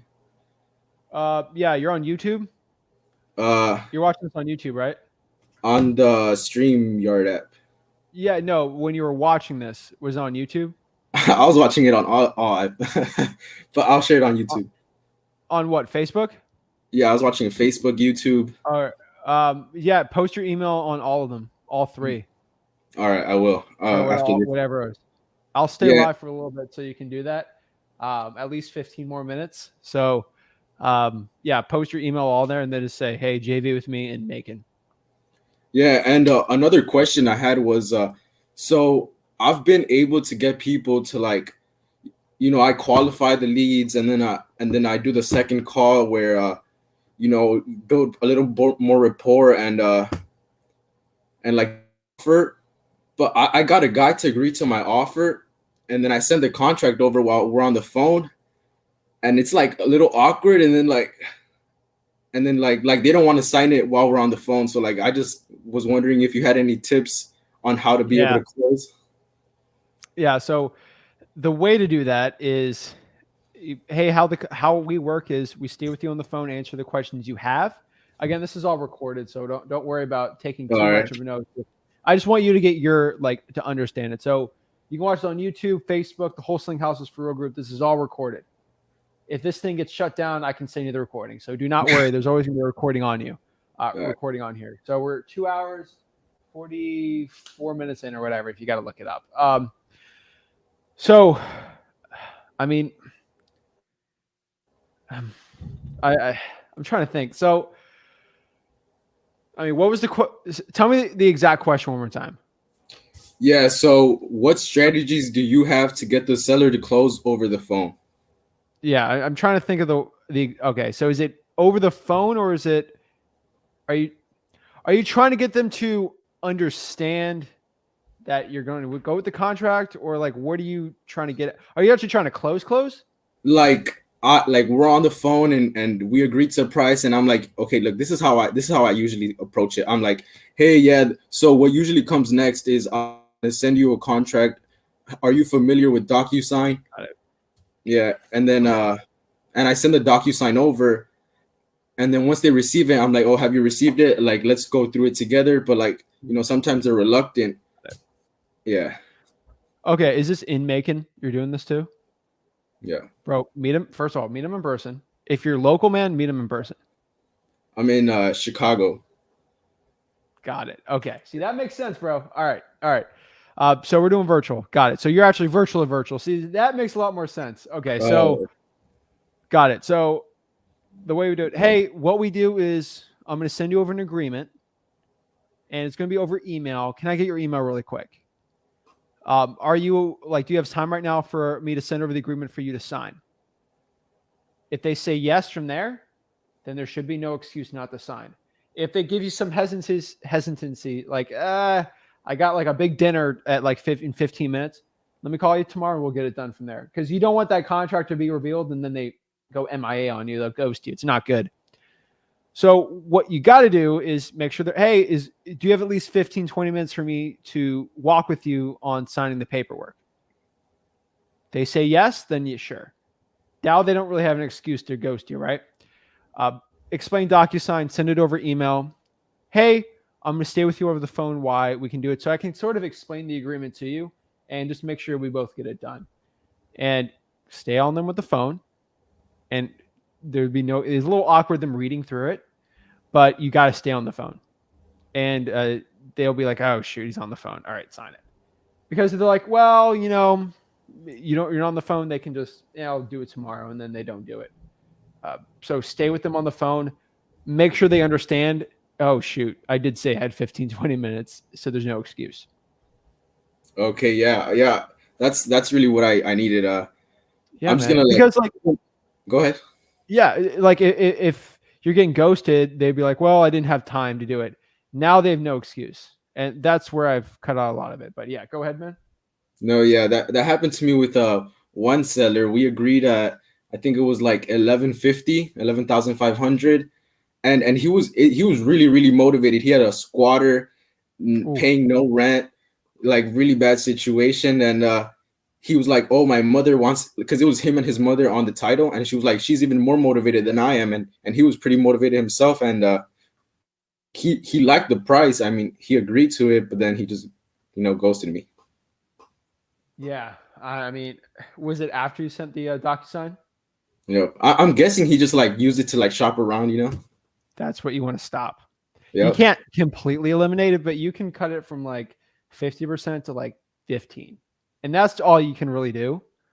So don't beat yourself up if they do it after that, but you got to eliminate the excuses. And that's helped me out so much. All right, man. Well, it was a pleasure speaking with the guru killer, the GOAT himself. Oh my gosh, you're killing me, man. But yeah, man, every Thursday, hop on here. I'm always here to help and see what I can do to help you out. All right, man. Thank you. God bless. Keep it up, bro. Thanks, man. Thanks, Carlos. All right. All right. And awesome. So, guys, I'm telling you, I'm here to help you guys out. I'll come on here for free and help everyone out. So let's get it. So let's see what questions we got here and see how I can help the people out. And we're going to keep it going, guys. This is a fun party and see how I can help the people up. So let's get it going. Rogelio says, like it up. Let's make sure, let's see those likes are up because I told you I'm staying on here if we keep the likes up. So what did I say in the beginning? I'll go for hours. I don't care. All right. Likes went up like crazy. That's good. And we went from, guys, you pumped the likes up. I appreciate it. See, I'm telling you, the more you like this, that means more people get on there, which means the streams will probably be longer, honestly. So keep it up.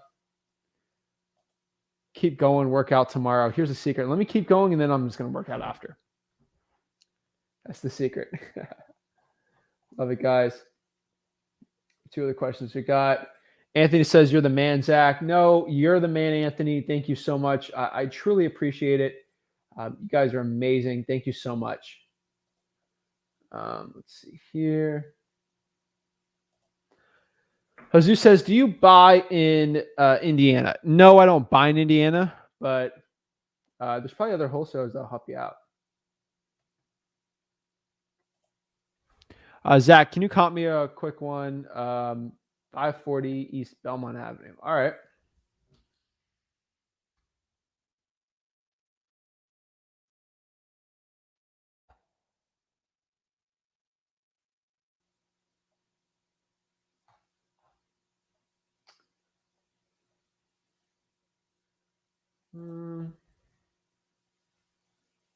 Says it's on LoopNet. Bro, come on. You're on LoopNet. Oh, 540? Oh, okay. Fine. 540 East Belmont Avenue, Fresno.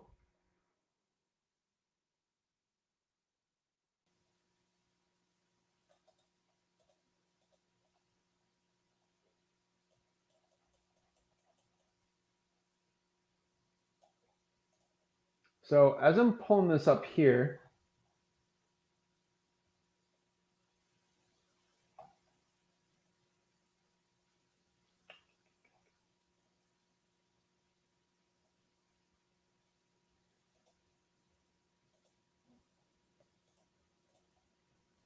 so here's the problem. 540 East Belmont Avenue is literally commercial land. I mean, what do we got? We got a Zamora Mini Mart right next door. That's cool. We got what, a peanut factory? I don't even know what that is. Okay. So yeah, it's a piece of land. So I would go after my land buyers and see from there. I kind of still have to see land buyers. Juan says, play the intro music again. All right, bet. Let's go. Juan's providing some value, so I got to help him out. So pump it up.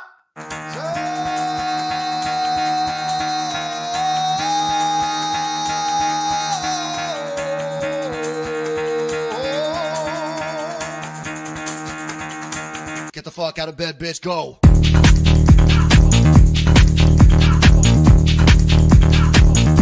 Get up, and get the guy go.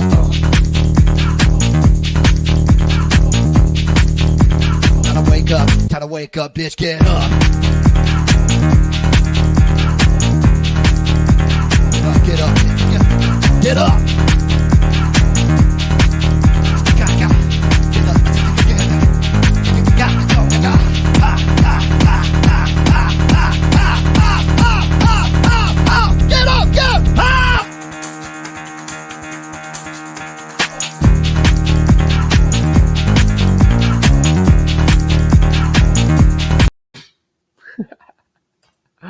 Hey, you requested it. I'm gonna do it.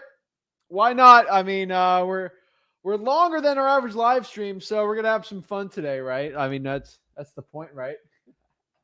Love it, guys. I mean, that gets me every single time. So, guys, quick questions we got before we hop off here. Let me know what questions you guys have for wholesaling real estate. I love to hop on here and help you guys out because truly started the beginning of this live stream just talking about the unknown traits in wholesaling real estate. Like, we're the unknown trait that helps everyone out with success. And I'm telling you, building connection rapport, I think we've really tied it together really well today because talking with your cash buyers, having that, just networking with your cash buyers and just networking with other wholesalers, it's all about JVing. It's all about bringing everything together. Guys, it's amazing. So I can just tell you right now, keep it up. Awesome stream today. Thanks, Clean Lung. I appreciate it. Too funny. Guys, you guys having a blast on here. But guys, building a connection, it goes with your JVs. It goes with just talking to realtors to selling your real estate wholesaling deals. Guys, I can talk for hours about wholesaling real estate because I have an unbridled, insane passion for this business. And I can talk about it forever, guys. It's insane, guys. I just love hearing about it. I just love talking to you guys and really hearing your story because, I mean, it was kind of a wild one today, going from start to finish, hearing everyone talking about their wholesaling real estate journey. So it's insane, guys. It's truly a huge blessing. You guys are out here supporting the channel, helping me out, help you. I mean, you guys have seen it. My goal in this channel is to help everyone out learn wholesaling real estate absolutely for free. Steve's been on here the whole time. Geez, Steve, it's getting chilly up in Boston, so I don't know what you're doing. It's getting cold, so whatever. Love it. Rajilo asks, how can I find land cash buyers? So PropStream is a great one, but not everyone has access to listrei.com PropStream. So what I would tell you right now, outside of listrei.com,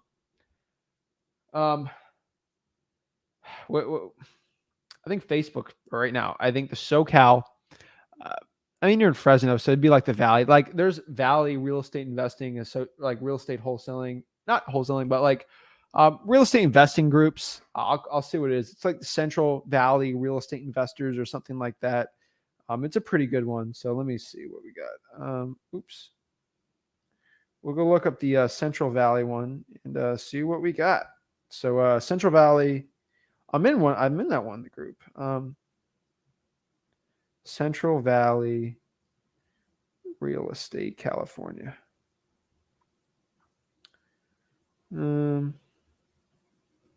Yeah, so just search it up. It should hop on there, Fresno Real Estate Wholesaling or Fresno one, and keep it up. But I'm telling you, it's on there, man. DeAndre says, does the buyer have to see the contract even if you double close?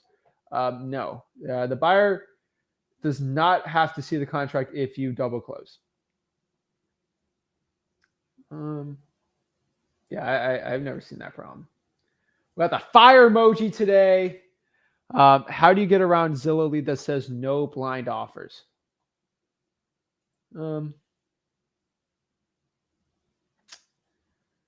I probably won't be going after Zillow leads, man.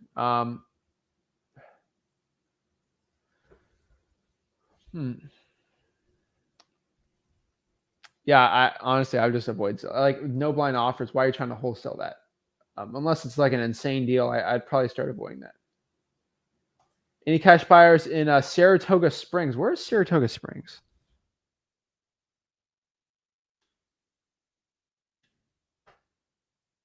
That's in New York. Is that upstate? Let me see. That's pretty good. South side of Albany. Sweet.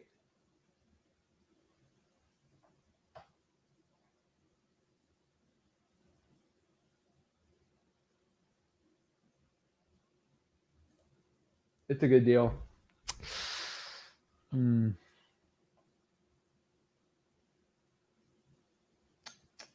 What market? Let me know what market. I can kind of help you out with the market, because is it a realtor lead or is it Zillow for sale by owner? Let me know.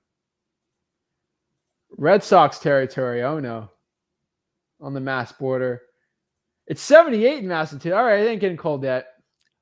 I'll check back with you in a month. All right. We'll talk in a month, Steve. Okay. And we'll see what we can do from there. But I can tell you guys right now, you've been a blessing in my life here, guys. Just supporting me on the channel, guys. I am not going to stop helping you guys in wholesaling real estate. I'm telling you, I am on a mission, trying to put these gurus out of business, and we're one step closer every single day, guys. I will not let I will not let these gurus try to outwork what we're trying on providing the value. They claim they do it on the thing. I'm not going to get into that today, but guys, I just wanted to help you guys out today, and hopefully I did. If I got any value out of this video, please smash that like button and subscribe. I appreciate it. Again, it helps the YouTube algorithm. It helps me help you learn wholesaling real estate. So I appreciate it, guys. You guys are awesome. Guys, network in the comments. I appreciate it, guys. Join Wholesaling Houses for Real. That's my Facebook group. It's called Wholesaling Houses for Real. Let me pop it up for you guys here. Wholesaling Houses for Real. It's my Facebook group. It's trying to pop it up, make the largest wholesaling Facebook group on there. So there's the most JVing opportunities. So all of real estate wholesaling is kind of in that group. That is the town square of wholesaling real estate. I kind of wanted it to be like that because there's no gurus allowed in there. There's no promoting of courses. There's no sales gimmicks there. Oh, join my cold calling course. Teach you for $5,000. Guys, it's just for people to collaborate, ask questions, and really become better wholesalers together. I feel like I provide value on there. And then the town square of real estate knowledge, of course, on the YouTube channel, guys, here. And then also at freewholesaling.com. Try to help people out here. And that's the last plug I can give to it. Guys, if you want to learn mailing, just go to mailingmastery.com. But really, freewholesaling.com. That's where I've been pushing. That's what I'm always going to be pushing, because that's the free wholesaling course. That's what's going to help you guys out. So thank you guys. Much love for everyone helping me out. And just the journey's been crazy for this YouTube channel. And I'm really appreciative of it. So we'll have me and Rick on tomorrow. We're just going to be spitting facts all day and helping the people out. So it's going to be a fun one. I think you guys are going to enjoy it and really help everyone out. That's it. I want to do it for wholesalers, by wholesalers, for the people, by the people. So appreciate it, guys. You guys are amazing. Have a blessed one. Thank you guys so much. Network in the comments and go to freewholesaling.com and like this video and subscribe.